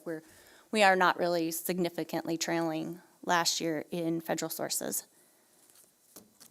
And then my last thing I want to point out is if we move to slide page 129, I know Mr. Berge had reported December in his tenure here was the first time that he had seen the fund balance grow over the prior years, and I just wanted to point out that we're still on track, that January our fund balance is still larger than the previous year's fund balance, and in fact it looks like we've actually picked up a little additional fund balance through January. Make sure Bergie knows that it grew on your watch, so next time you talk to him. So the administrative recommendation is to approve the general fund statement from July 1, 2021 through January 31st, 2022. Questions, comments for Michelle? Do we still anticipate an Indian fund balance about where we've been predicting throughout the year? I would say we're probably going to be pretty close. It was looking like we were maybe going to do a little better, but then things as utilities and having the cold winter and stuff, I think will eat into that a little bit. So I anticipate at this point that it will be close to what we had expected. Other clarifying questions? If not, do we have a motion to approve? Motion by Bill to approve and a second by Doug. Assuming a roll call vote, all those in favor, please state aye. Aye. Opposed, same sign. Motion carries. Let's move on to item D, which is policy review. It's on electronic pages 130 through 191. Dr. Schab. The following policies are recommended for completion of their second reading, and I think we should just take all of these all at once. I'll just read them all. So I make a motion to approve the following policies: restraint or seclusion policy, employee use of social media, medical marijuana, education of homeschooled students, placement and adjustment of transfer students, curriculum design and evaluation, selection and adoption of instructional materials, buildings and grounds security plan, accommodations for individuals with disabilities, searches of lockers, searches of students and students' personal possessions, suspension and expulsion, student education records and privacy, student distribution and posting of non-curricular material in school, virtual learning because of weather or other conditions, patron complaints, board meeting agenda and pre-meeting preparation. We have a motion for those. Do we have a second? We have a second by Jackie. Clarifying questions or comments about any of the policies presented? Seeing none, assuming a roll call vote, all those in favor, please state aye. Aye. Opposed, same sign. Motion carries. Dr. Schab. The second bunch are 5 policies recommended for completion of their required 1 reading as written and amended and adoption as an official board regulation. So I make a motion to approve rules of decorum at board meetings, district social media accounts, suspension and expulsion regulations, student education records access and amendment procedure, and criteria for approving and denying director information and P2 release requests. I don't know that I read that correctly, but I make a motion to approve those. Do we have a second? Second by Doug. Clarifying questions or comments on any of those board regulations? Seeing none, assuming a roll call vote, all those in favor, please state aye. Aye. Same sign, opposed. Motion carries. Dr. Schab. And the last one, the following policies are recommended to be rescinded since we've just adopted the previous policies. So I'd make a motion to rescind restraint and seclusion policy, 5634, 6112 home education instruction, 7110 evaluating existing buildings, 1002 public participation in board meetings, 5310 locker inspection, 6162 material selection and review policy, and 5205 Family Educational Rights and Privacy Act hearing process. So we have a motion to rescind those policies. Do we have a second? Second by Jeff. Any clarifying questions? Seeing none, assuming a roll call vote, all those in favor, please state aye. Aye. Opposed, the same sign. Motion carries. Let's move on to items 7E and F, which is the appointment of Grand Forks Central High School Athletic Director and Red River High School Athletic Director. I'm saying them both because Lindsay is going to be taking care of both of them. Central's is on electronic pages 192 through 196, and Red Rivers is right behind that, 197 through 200. Lindsay. Good evening, President Lund, members of the board. Last week, we were able to run 2 processes, one for Central and one for Red River for the high school athletic director positions. We advertised for both these positions separately, January 31st through the 14th, so 2 weeks. Both positions brought in 24 applications each, both externally and internally. Yep, your response is correct. That was a lot. I was surprised too. Through that, what we did is we worked with the high school principals very closely in reviewing those applications and dwindled it down to 4 applications internal applications for each process. They were great processes. We ran Centrals on Monday and then Red Rivers on Tuesday. Each process was made up of, again, the principals, which a huge thank you to them on how well they hosted, all the logistics, all of it. They really did a really nice job with their team. So a big thank you to John Strandell and his team, and then Dr. Arison over at Red River and his team on that. So the interview groups were made up of the principals. The incoming activities director was also able to sit on both of those, as well as parents, and then coaches, as well as fine arts and clubs and parents, and booster club participation was also included. Part of the interview process had a walk and talk with our students. Ms. De La Cruz was part of the process at Red River, so thank you to you for taking your time. But both processes went well. In the end, Red River, we had 3 applicants, 1 withdrew. And then Central, we had 4 applicants. And then, so before you was two memorandums. The first one is Central High School, nominating, or recommending, I should say, Mr. Tony Bina for Central High School is who we'd like to recommend for this position for Central High School Athletic Director. So the recommendation is to approve appoint Mr. Bean as the high school athletic director starting July 1st. Clarifying questions or comments for Lindsay? Seeing none, do we have a motion and a second? We have a motion by Bill. Do we have a second? Second by Jeff. Assuming a roll call vote, all those in favor, please state aye. Aye. Opposed, same sign. Motion carries. The second memorandum is for the appointment of the high school athletic director for Red River, and that candidate is Mr. Tyler Nelson. Any clarifying questions or comments for Lindsay? You have a question? Yeah. Oh, go ahead. I was just curious, on this specific candidate, he is a current basketball coach. So when they become the activities director, do they have to give up their coaching position, or how does that work? Yes, that will be part of the responsibilities for the Sad. for the new athletic director. Yeah, okay. Any other clarifying questions? If not, do we have a motion? We have a motion by Dr. Shab. Do we have a second? Second by Jackie. Assuming a roll call vote, all those in favor, please state aye. Aye. Opposed, same sign. Motion carries. Thank you, Lindsay. Let's move on to item 8, which is other announcements. Dr. Brenner, do you have any announcements?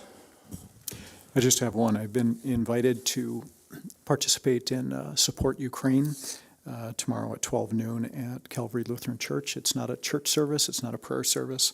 It's just they'd like some comments from the superintendent, not to exceed 5 minutes. And also Kelly Elementary School Choir will be singing Let There Be Peace on Earth tomorrow at 12 noon. Ms. Galatch or Dr. Lewis, any announcements? Yeah, I just want to give you a heads up on a save the date. March 10th will be the Mentor Center's open house to celebrate its 1-year anniversary. They're actually a little bit tardy. They were going to plan it, but then I think there were a few snowstorms that got in the way. So it'll be a 5 to 7 open house. There'll be students there. I'd ask you to put that on your calendars if you have the ability to go and see what's happening at the Mentor Center. Dr. Lewis, you got anything? Brady, you got anything for us? Okay. I just have one. It's not really an announcement. It's a reminder. If you haven't filled out your superintendent evaluation, you're blessed because you have the rest of tonight and tomorrow, and then it's closed. So if you haven't done it, try and get it done in the next. When does it actually close, Cindy? Do you know? Is it 5 p.m.? 5 p.m. tomorrow, not 5:01. 5 p.m. So. Okay. Item B, board requests for future consideration. Do we have any board requests from any board members? Thank you. Item C, school board norms. Mr. Palmasino, how did we do? Okay. And we are adjourned. Have a good evening, everyone. Thank you.